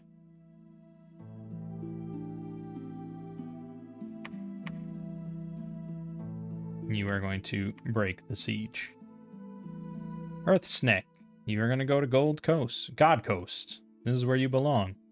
We may bump into these guys en route. There may be some shenanigans that occur, but I think the Earth Snake can handle most stuff. He built a fort, of course, in Feral Woods. No shock there. I think he's a long way off from taking that, though. So, no problem there. And we will just carry on our way. Nope, actually, I'm going to have you go here. Although that is very dangerous. Scouts can build palisades. They can build forts, but they are not stealthy while doing it. Meaning, it's very easy for someone to just come in and pick you off if they feel like it. So I may have to invest a tidy sum into a provincial defense to discourage it. But it's either that or I have the snake do it, and he's far too valuable elsewhere right now. All right. I think that's it. End turn. There's a battle in Tianchi. We lost 2 of our ancestor vessels, and we only killed 1 knight. Okay. So we had trouble killing stuff, it seems.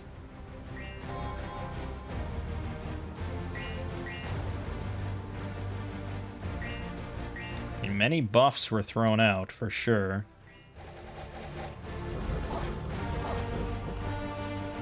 Ooh.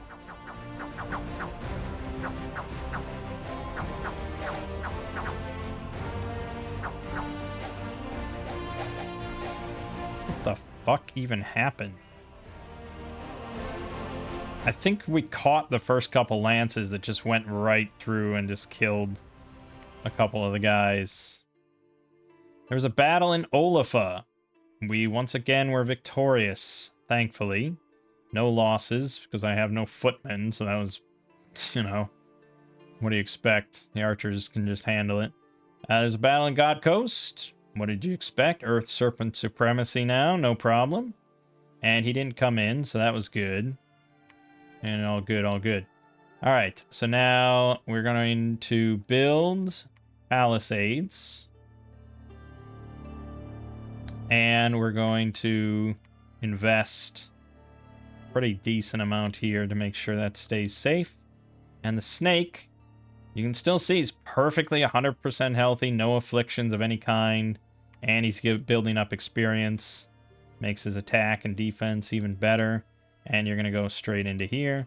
And we have 1 month remaining on the palisade here. Very pleased with that. And now we're starting to build up a bit more funds. So, we can get back to recruiting mages. Yeah, unless I want to do ceremonial masters, these all cost 2, so we kind of have to bounce between them. And I'm still not that interested in getting celestial masters. Not quite yet. So, what do I have? Like 1, 2, 3, 4, 5, 6, 7 smiths. I think I have the least amount of the guides. Let's definitely get guides. A little spirit master. I do like the smiths, but we don't need that many of them. That's fine. That's fine. That's fine. And then we're getting more of these. Man, we have like no holy points. Oh, these guys are eating holy points. Oh, that's okay. All right, just do that. It's fine.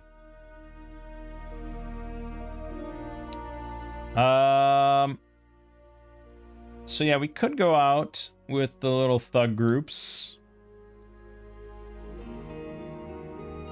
Gath is over to my northeast. That's obnoxious.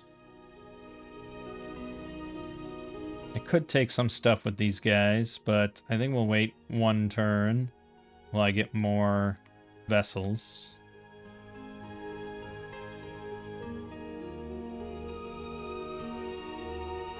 Alright. A lot of battles happening. Snake Supremacy, no problem. We finished Palisades in Olafa. Now, we could go ahead and build this straight up to a fortress. And it's a lot better. It's just nice. It's just nice to do. So we will do it. Also, let's get a little provincial here. And you are going to go, yeah. Oh, you can't go across the, oh, no, there you go. Yeah, you're going to go take the throne. Why wouldn't I? Why the hell wouldn't I? And then we're probably going to want a fort there as well. Unrest is 242 in Omer. Well, it's going to take more than that to reduce that. Holy shit. Alright, just get a... just get a fucking commander there. Someone that can just walk over and build the fort in the desert. Alright. Alright. Probably should be recruiting more troops. Well, we're big on mages. We're big on this new strat, even though I know it will crumble apart against big player armies or big AI armies. We could start building temples, I suppose. Just a little bit of temple. Oh, research queue. So we got Conjuration 3. Conjuration 4 gets us some stuff that we can bring out. But again, like, my gem income is not so hot, so I should probably slow down the research and send some guys out to find sites. Let's go ahead and grab Thaumaturgy 1 so we have it.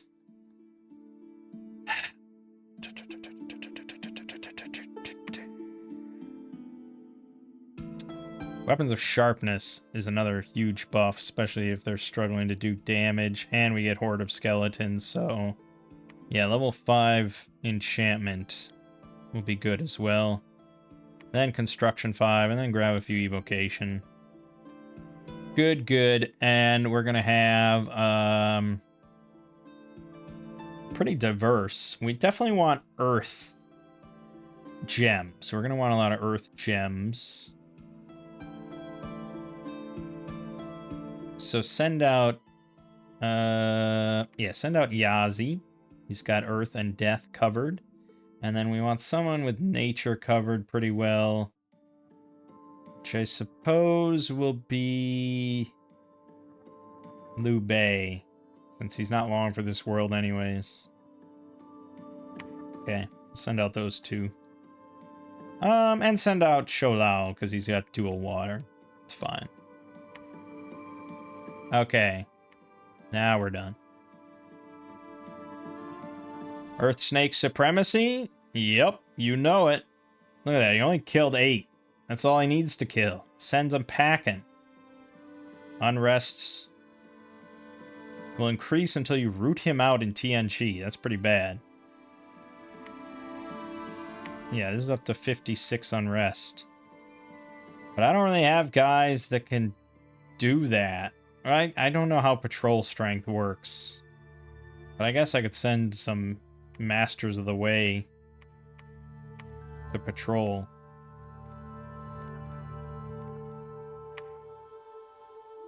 You're gonna go there. You're gonna claim the throne. Oh yeah, okay, you're building the temple. Good. We don't want a building temple this turn. We're all good. We're all good. We're all good. He's still uninterrupted. 3 months to go. I'm pretty certain that if this guy wanted, he could attack here. He could win. He could fuck me over, but he's staying resolute in his passivity. And I applaud him for that.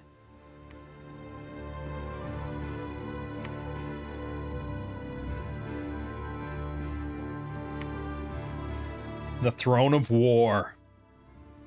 Found a Grove of Fertility. Defense minus 10 in Olafa. Death +1 in a main. Unrest increased because the Throne of War has been claimed. Well, we found the brigand leader. We certainly didn't do anything to him. Okay. Then probably we want to increase our provincial defense here, because that'll help these guys on patrol to root him out and kill him.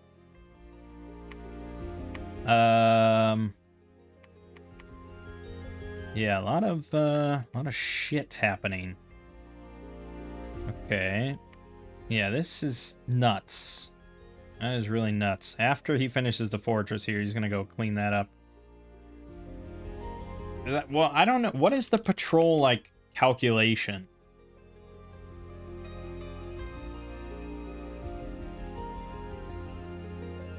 Each unit has a calculated patrol strength derived from its attributes. Precision plus map move divided by 20 plus patrol bonus, where map move equals 30 if the unit is flying.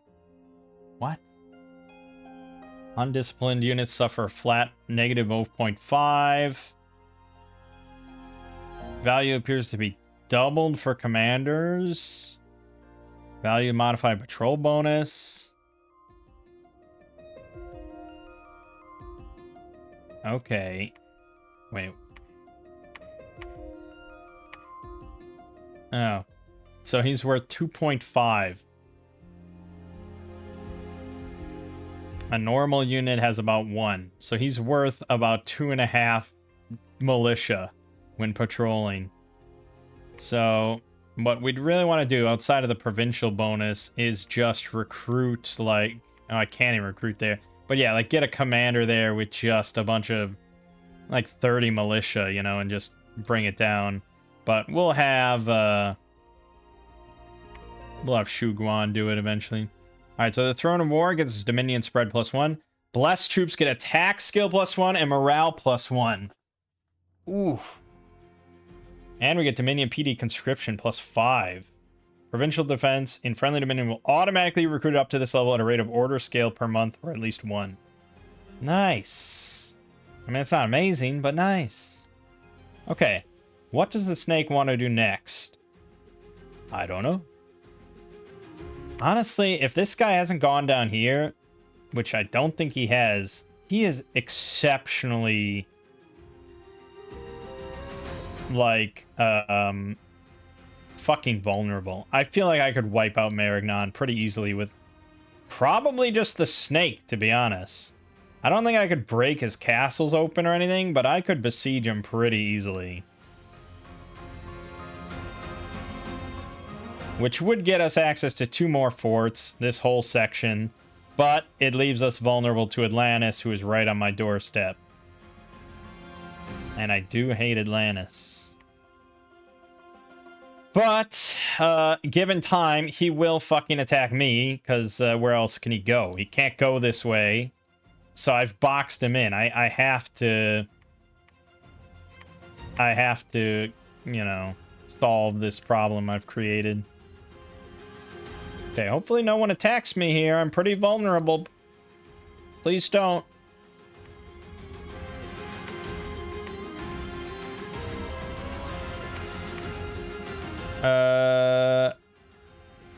Oh, shit. I sent out one of my guys that I had queued up. Liu Bei, I had him all set. Oh. Fucking hell.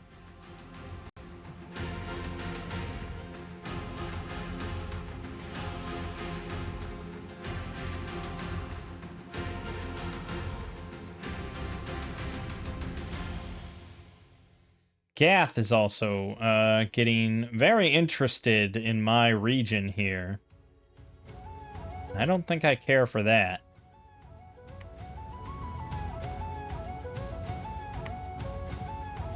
So I go to war with Gath right away. It's a 3-pronged war. I think that's historically a bad move. But if he forces my hand, I could sign non-aggression with him. Honestly, that's pretty smart. He's not exactly smoking me on Dominion or anything. And he can have those 3. I don't really care. I'll probably take these 2, though, before he swoops in. So, okay, Liu Bei, why don't you just patrol there for the moment? I'm going to send out Ling Bao Tian. And oh, there he is. And can we get a 3rd guy? Yes, we can. Peng Ji. Yeah, we already... Well, we have double earth. We've got double nature. We want water. But I don't... You can only cast Quicken Self. So we don't want double water, which I sent packing to go search. Damn it. I needed more double waters. That's such a big buff. Quickness. Fuck. Okay, then I guess probably... Let's pick Zong Dingbo.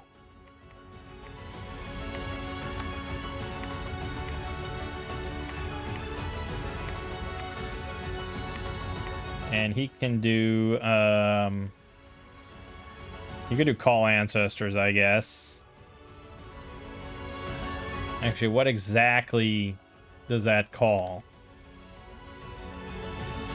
Ancestral Spirit. Okay, so, okay, so it's 0 protection, but it's ethereal. It's a spirit, you know. And importantly, it has a paralyze attack, which is pretty valuable. So we may want to spam that if once he gets his buffs out. Which is pretty much just... Actually, I don't know what he has. He has Blessing. He could cast some other shit, but you can also just raise Dead, spitting out a bunch of Soulless to just chew up some other hits. There's Bark Skin, I guess you can toss out. But I don't know, Call Ancestor might have, because they're also, interestingly enough, sacred. So the spirits can get blessed. Let's call a few of those. Alright, Zhang Dingbo, who is here, you will also go there. Okay. Let's see how it all goes down. There was another battle in Olafah, and we won again. He's really got to give this up, man. He's really holding a grudge. Heat +3 in the Bulwark, Earth Gem +6. And we've finished the fort in Olafah. Beautiful. Get in now, bitch. Alright, we're gonna go to Omer to fortify that. I mean, he is building a massive army. Perhaps I should deal with the one guy I'm at war with. Oh, and I was gonna pop off a message to Gath. Non-aggression. Actually, send one to Atlantis, too. Just get that out of the way. Okay,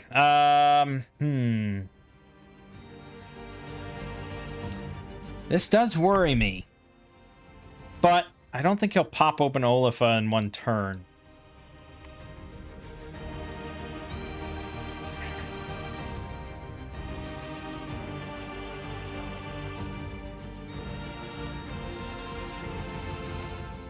I think we are questioning the extent of what the Snake God is capable of.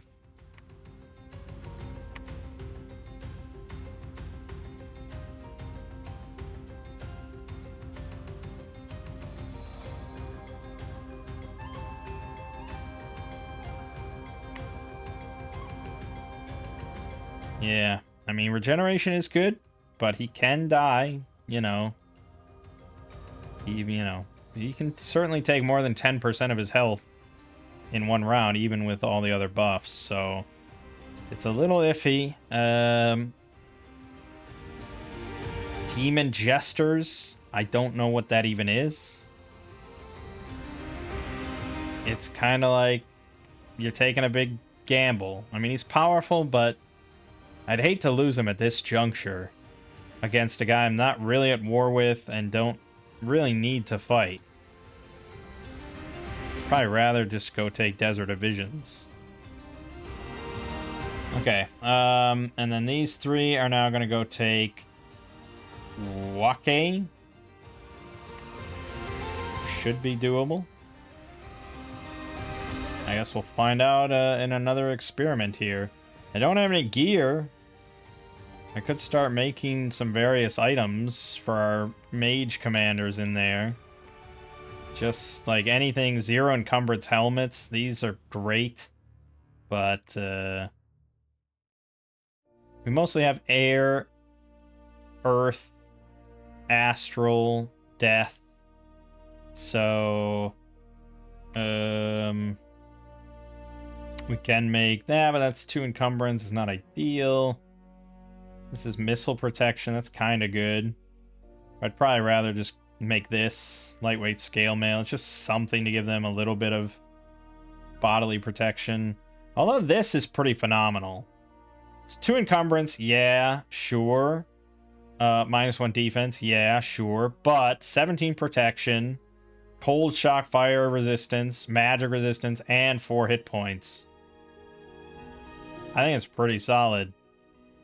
You have to have earth and air 1 to make it. So you can make it.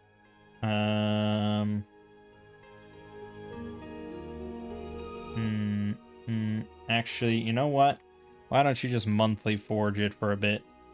Until I suddenly look at my gems and like, what the fuck? Although it'd be nice if I had a smith make it. So actually, Jean Lao make it. Then it's even fucking cheaper. Can you make anything else that's cool? Crown of Lead is a little bit of protection. I don't really need magic resistance. Here you go. Black Steel. It's expensive. That's 5 earth gems a pop with no discount. So again, I'd probably look to the Forge Masters.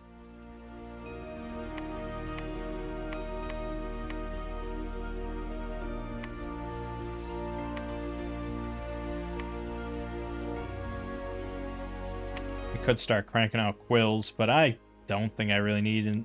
I mean, it'd be cool to get up to like evocation 8 and stuff. Bracer protection, but again, kind of expensive.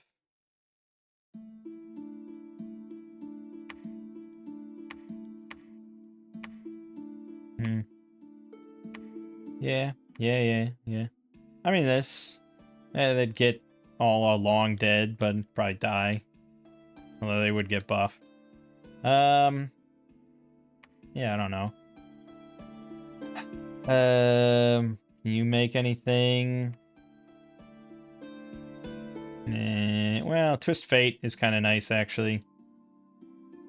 Negate 1 attack that would otherwise injure you.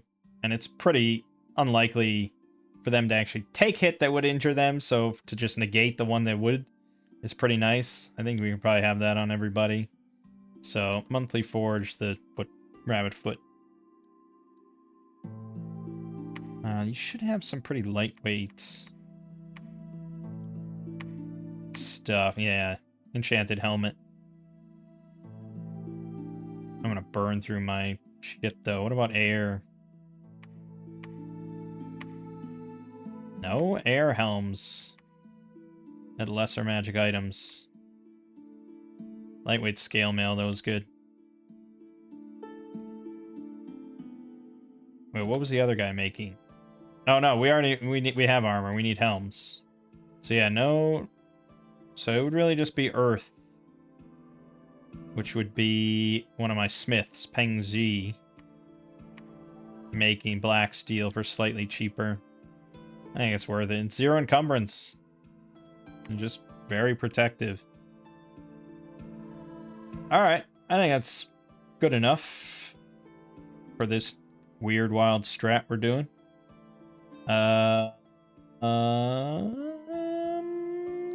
Good.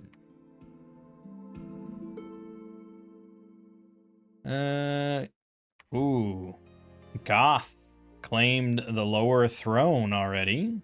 There's another battle in Olafah, which we lost. Can't say I'm too shocked about that one.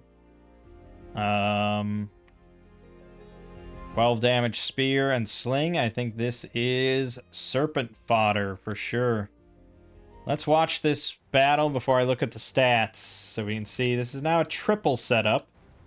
So quite a bit more vessels, quite a bit more buffs, and we got the serpents, which are immediately going to move in and die because they didn't get buffed. Okay, that's that strat.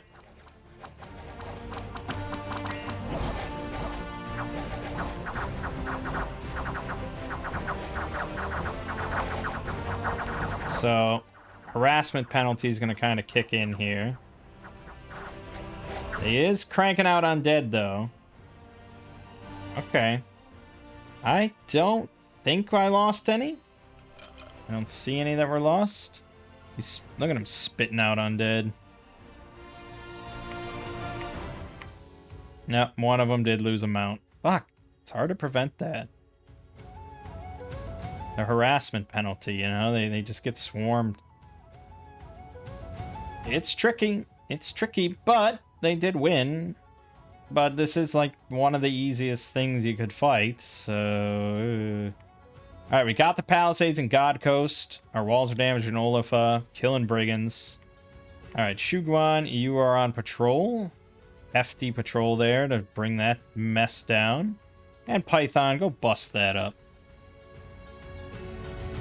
Alright, the triple guys. Goth, if he wants to be friends with me, cannot come to the Unknown Marshes, so let's go back and pick up our gear.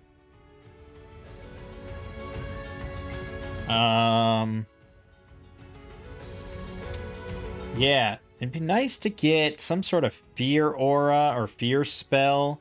Anything to just shatter the enemy morale as fast as possible will do the most amount of work for us.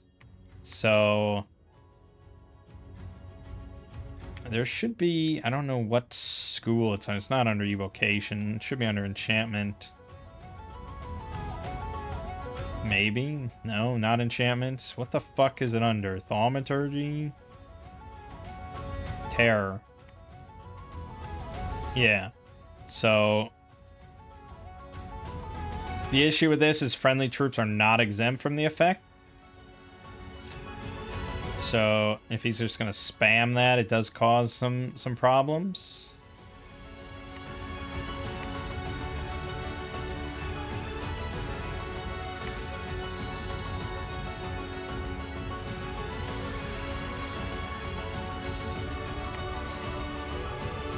This is better. I mean, it's really... it doesn't affect much. Frighten 1 is pretty damn weak. But this doesn't affect friendly units, and it's a 2 nature spell. So Thaumaturgy 3, I think we'll get some use out of that too. Alright, so we got God Coast. That's good. Why don't you just immediately go ahead and make that into a fortress? And I think that is everything. So... end. Actually, let's go ahead and have you build a temple there. We want more temples. Doing all right on Dominion. It's not the worst, but could be better.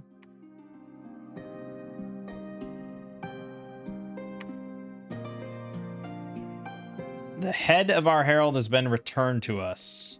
There shall be no non-aggression pact between TNG and Goth. Well, he's made himself quite clear. But Atlantis accepted, so that's good. Found a flaming tomb in the middle of the forest. The Earth Serpent fucking... oh, the Earth Serpent routed. He did manage to kill 30... no, what the fuck? Oh, the Earth Serpent... oh, the Fire Drakes killed 34 of his own. Okay. Well, it kind of worked out.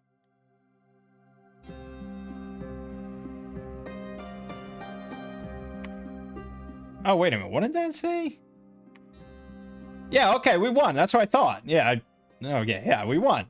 He got 16 kills. Fire Drake got 34 kills. Warriors got 14. Yeah.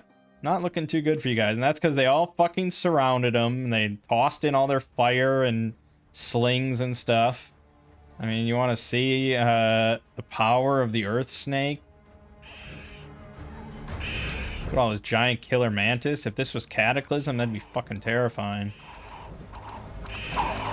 There was one fire drake. He got 34 kills. Just roasting the mantis.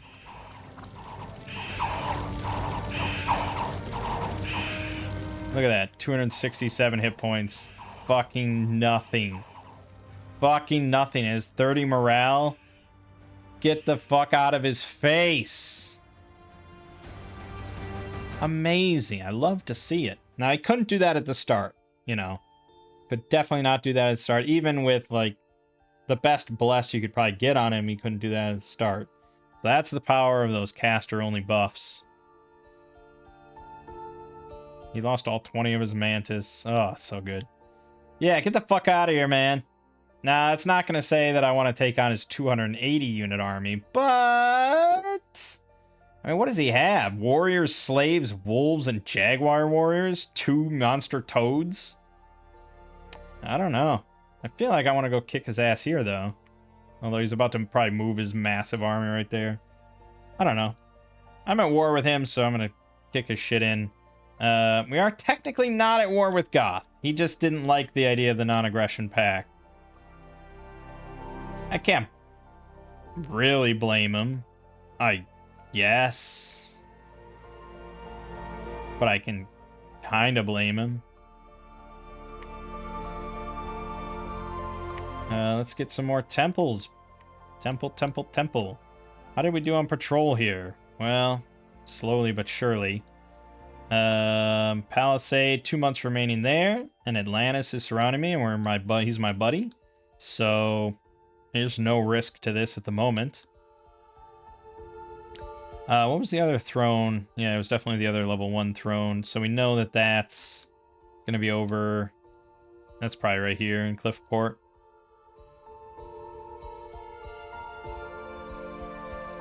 And there's another one there. You know this is a 3. We know this is... I don't have exact information. This is probably the 1. So 1, 3. I need a 2. So it's probably this one I need to also get. But we'll see. We'll see. I think everything is fine and dandy. Yeah, we just need more income.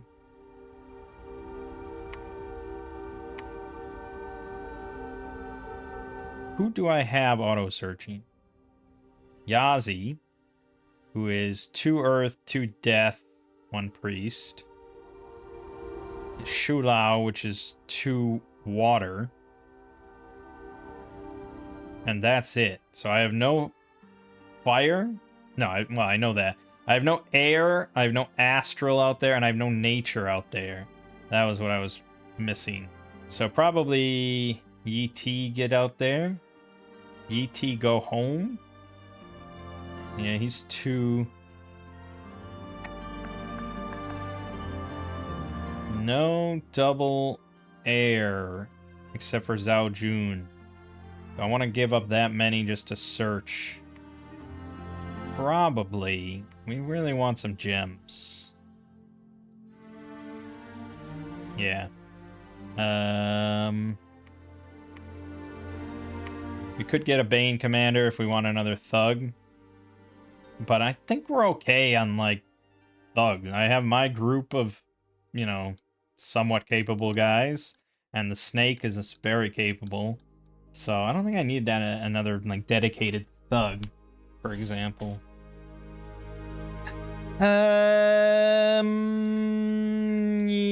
Yes, I think I gotta end the video here soon. He attacked me in Olifa. You tried again versus the Snake, and it didn't work out for you, and you lost 44 more warriors who got 59 kills. Well done. You're really handing it to my serpent. Okay, we gotta get to E-Main and put a stop to that as well. There's just so many fucking brigands in Omer. Holy shit. I would benefit from having another army, actually. And I probably should be spending some money on another army.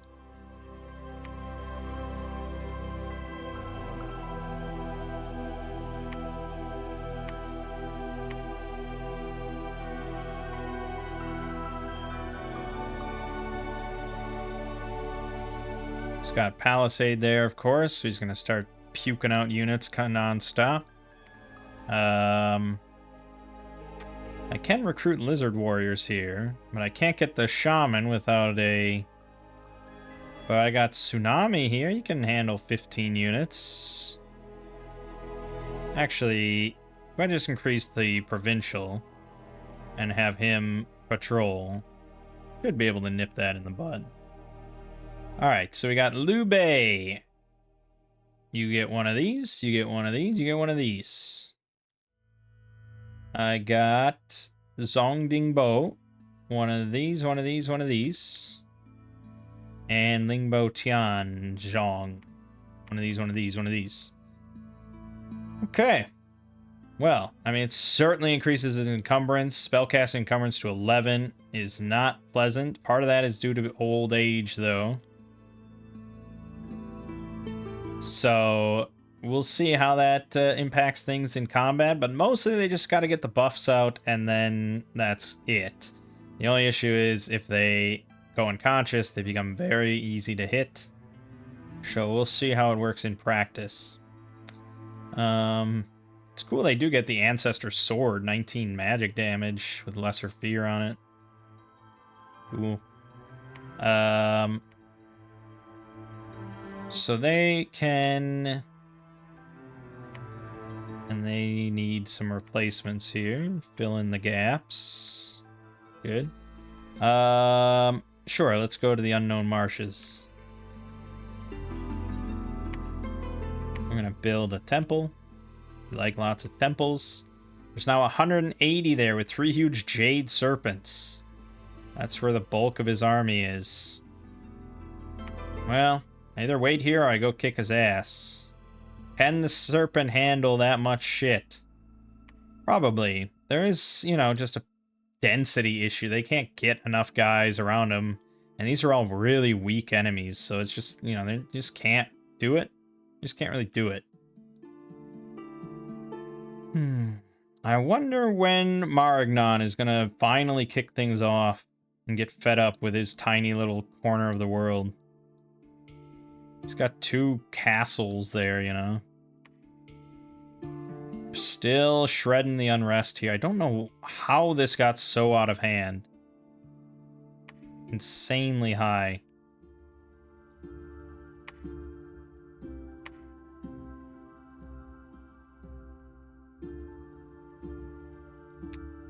Found a Blackhawk nest. Patala, there's a battle. Okay, let's just watch, not look at stats. It's always more exciting that way, isn't it? Buff, buff, buff, buff. Some heavy cav, but that's not enough to make a problem out of it. The serpents. There's also a spellcaster, which could be problematic. He's taking some hits. Routed the whole damn army, but I think he moved most of it out. That is not 180 by any count. Yep, he left just a token thing behind because he went to Olafah. Also, we killed a Barbarian Lord. Yep, so he attacked Olafah, he's besieging me. He also attacked Lorborough with 129, and he did win there. Barbarian Horde and Windswept Deserts, which we also lost. And I think we did complete in God Coast.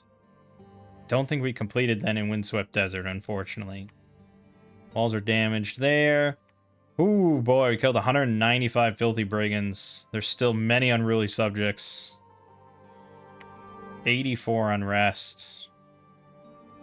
130 barbarian chiefs. I have 40 units to my name.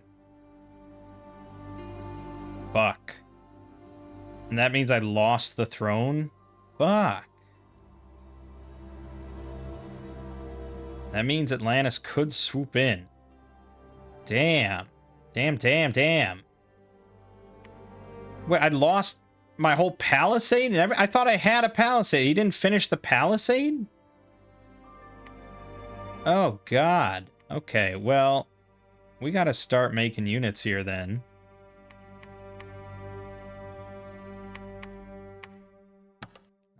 Can't get many, but this is a lot of barbarians, and I don't know if I trust the snake against that either. They hit hard as hell. Barbarian with a great sword is 24 damage. The snake's protection without any buffs is 28. But he gets +5 and resistance. The resistance is the big thing. I think he might be able to handle it now, but that is it's a bit of a tall order. Well, either way, he's got to go back to Olaf. Now, go to Lorborough first, although I feel like they're immediately going to keep sweeping through. Son of a bitch. I need more armies. These guys, I need probably more of them to handle some of this trash. Fuck. Fuck.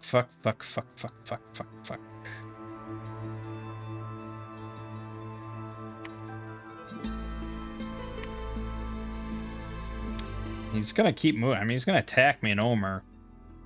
Well, no, he can't make it across the water, so hopefully he just moves on to Stone Heavens.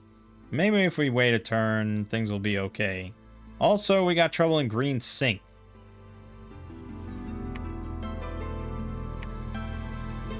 Okay, you guys then have to move on to Green Sink instead. It's probably going to take E-Main. This is a bunch of bullshit. It's a bunch of crap.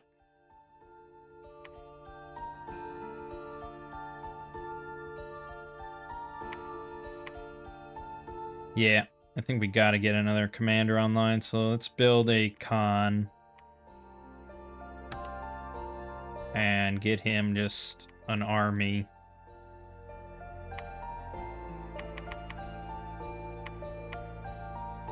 Sure.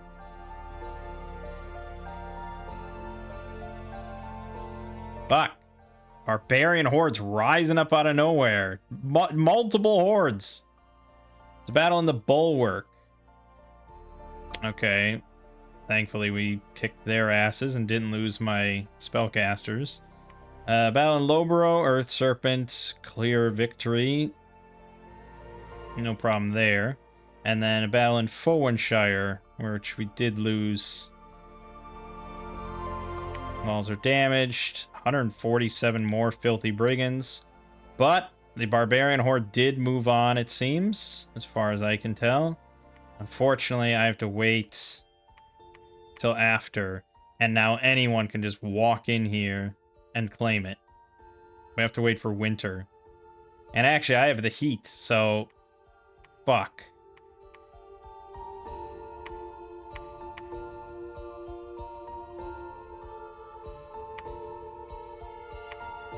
Fuck. I don't think the snake can go across either. Oh, no. No, does he have... His swamp survive... Oh, he has amphibian. Okay, so he's got to clear Olafa of its bullshit, and then continue on to Windswept. And I guess we're gonna just patrol one last time.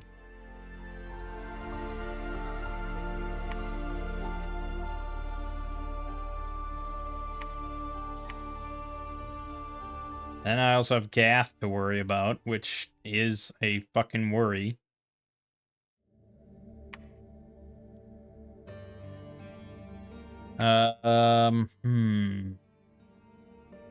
We're down to 210 research per month, which I think puts us pretty low on the... No, we're still at the top, shockingly. Unless... Is this a per month, or is this a total amount of research done? Oh, you want to know? Doesn't matter. Check the manual, bitch. Okay, for now, just wait. Yeah, okay, so our resources are recuperating here.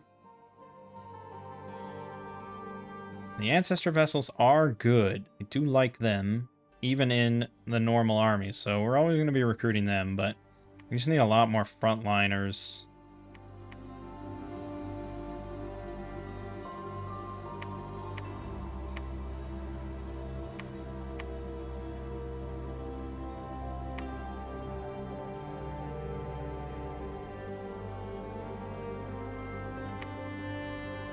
Yeah, easy victory there.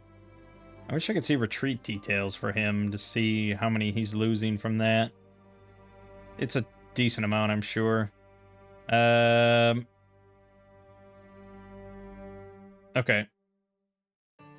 What the... Really? I gotta see that. He lost 1 unit. Instantly routed. Look, he was instantly routed. They're just like, fuck this, man. That small amount of troops coming at me, you know it's no good. Okay. But then Goth also attacked. And lost. Now this is a much more interesting fight. This is an actual... He thought he had an easy go of it. Actually, he thought he was fighting barbarians, and he got way more than he bargained for.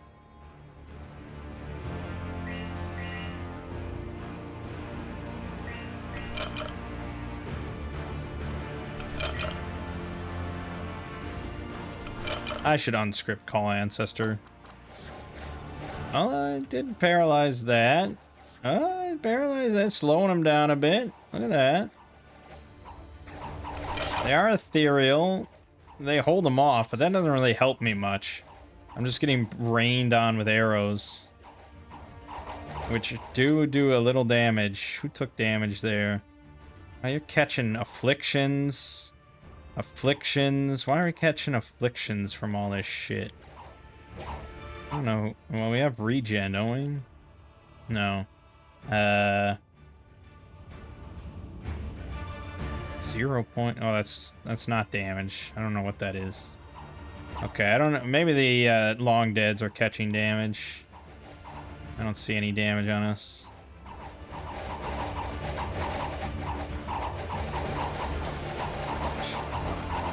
Shredded, shredded, shredded, shredded, shredded. I just have a shit ton of fucking slings. 15 ammunition on each of these guys. But it's never going to do anything to my guys.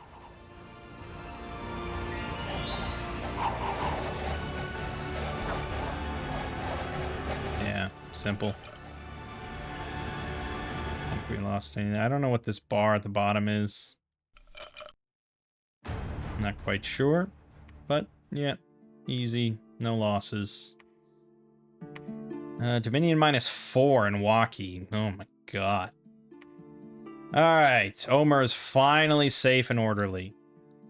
But he fucking took it. God damn it. That was such nonsense.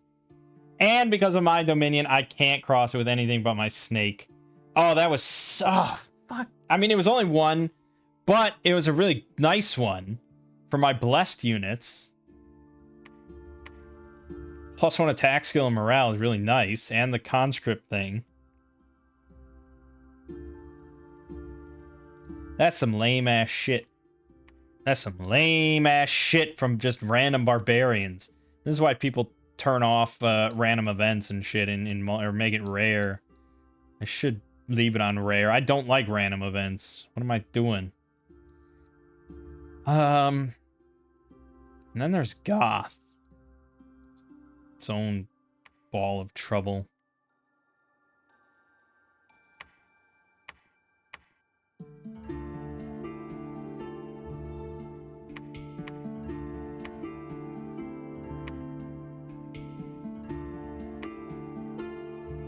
I'm still not technically at war with him. If I attack him now, because he didn't attack me. We just ended up in the same spot. If If I attack him now, then it's on. It's on like Donkey Kong. I'd probably rather have some time to build up a secondary army. So leave it be.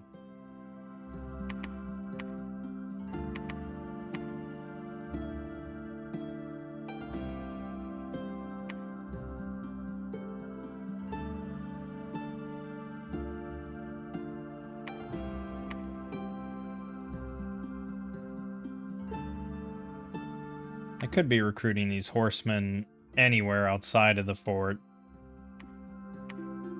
which would clear up for more footmen.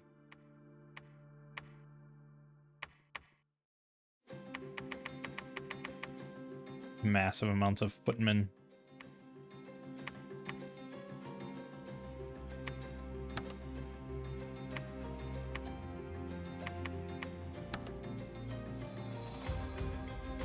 The only bummer thing is you have to go around and rally them all up, but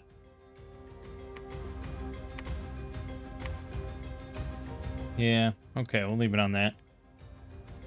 Alright, I really gotta end the video though. Damn it. I just want to keep going. There's so much to do. Thankfully, Maragnon has not kicked things off. I will eventually crush him to get some extra income out of that section. And, yeah.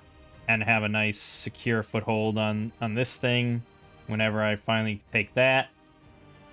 You know, the snake will probably have a little trouble there, because there is a Sphinx who's probably doing some nasty magic shit.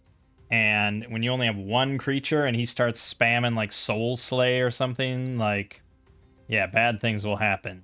So I don't think we want to send the snake in solo there.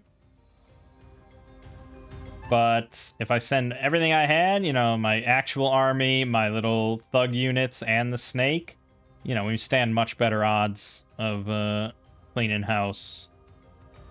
So I think this isn't too far off of being possible, but I probably will want to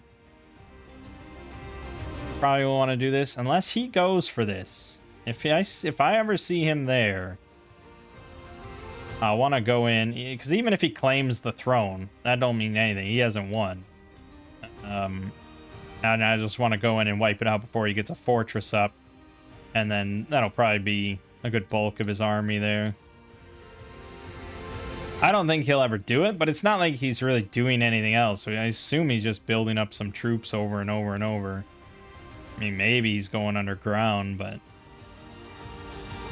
yeah. So I don't feel amazing about where we are, but we had a lot of fun victories in this video, I think, with the snake and our little thug units of spellcasters and vessels. Yeah, we've had some very nice and enjoyable, satisfying victories after the utter just embarrassment at the start because I didn't know how strong a lizard warrior was.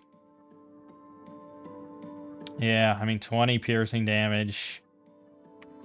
It's a two-handed weapon, so they get 20 damage, which is pretty high for the snake right at the start, and there was a lot of them surrounding him. And yeah, the piercing reduce armor target by 15%. It makes sense now in hindsight, because they also have surprisingly good morale. So they didn't rout immediately from the fear aura and stuff. So yeah, it was pretty painful. Now I know. Lizard warriors are not to be fucked with. Treat them like barbarians. Okay. That's a good start. I think, you know, victory's still on the table, so alright. My name is Mangg.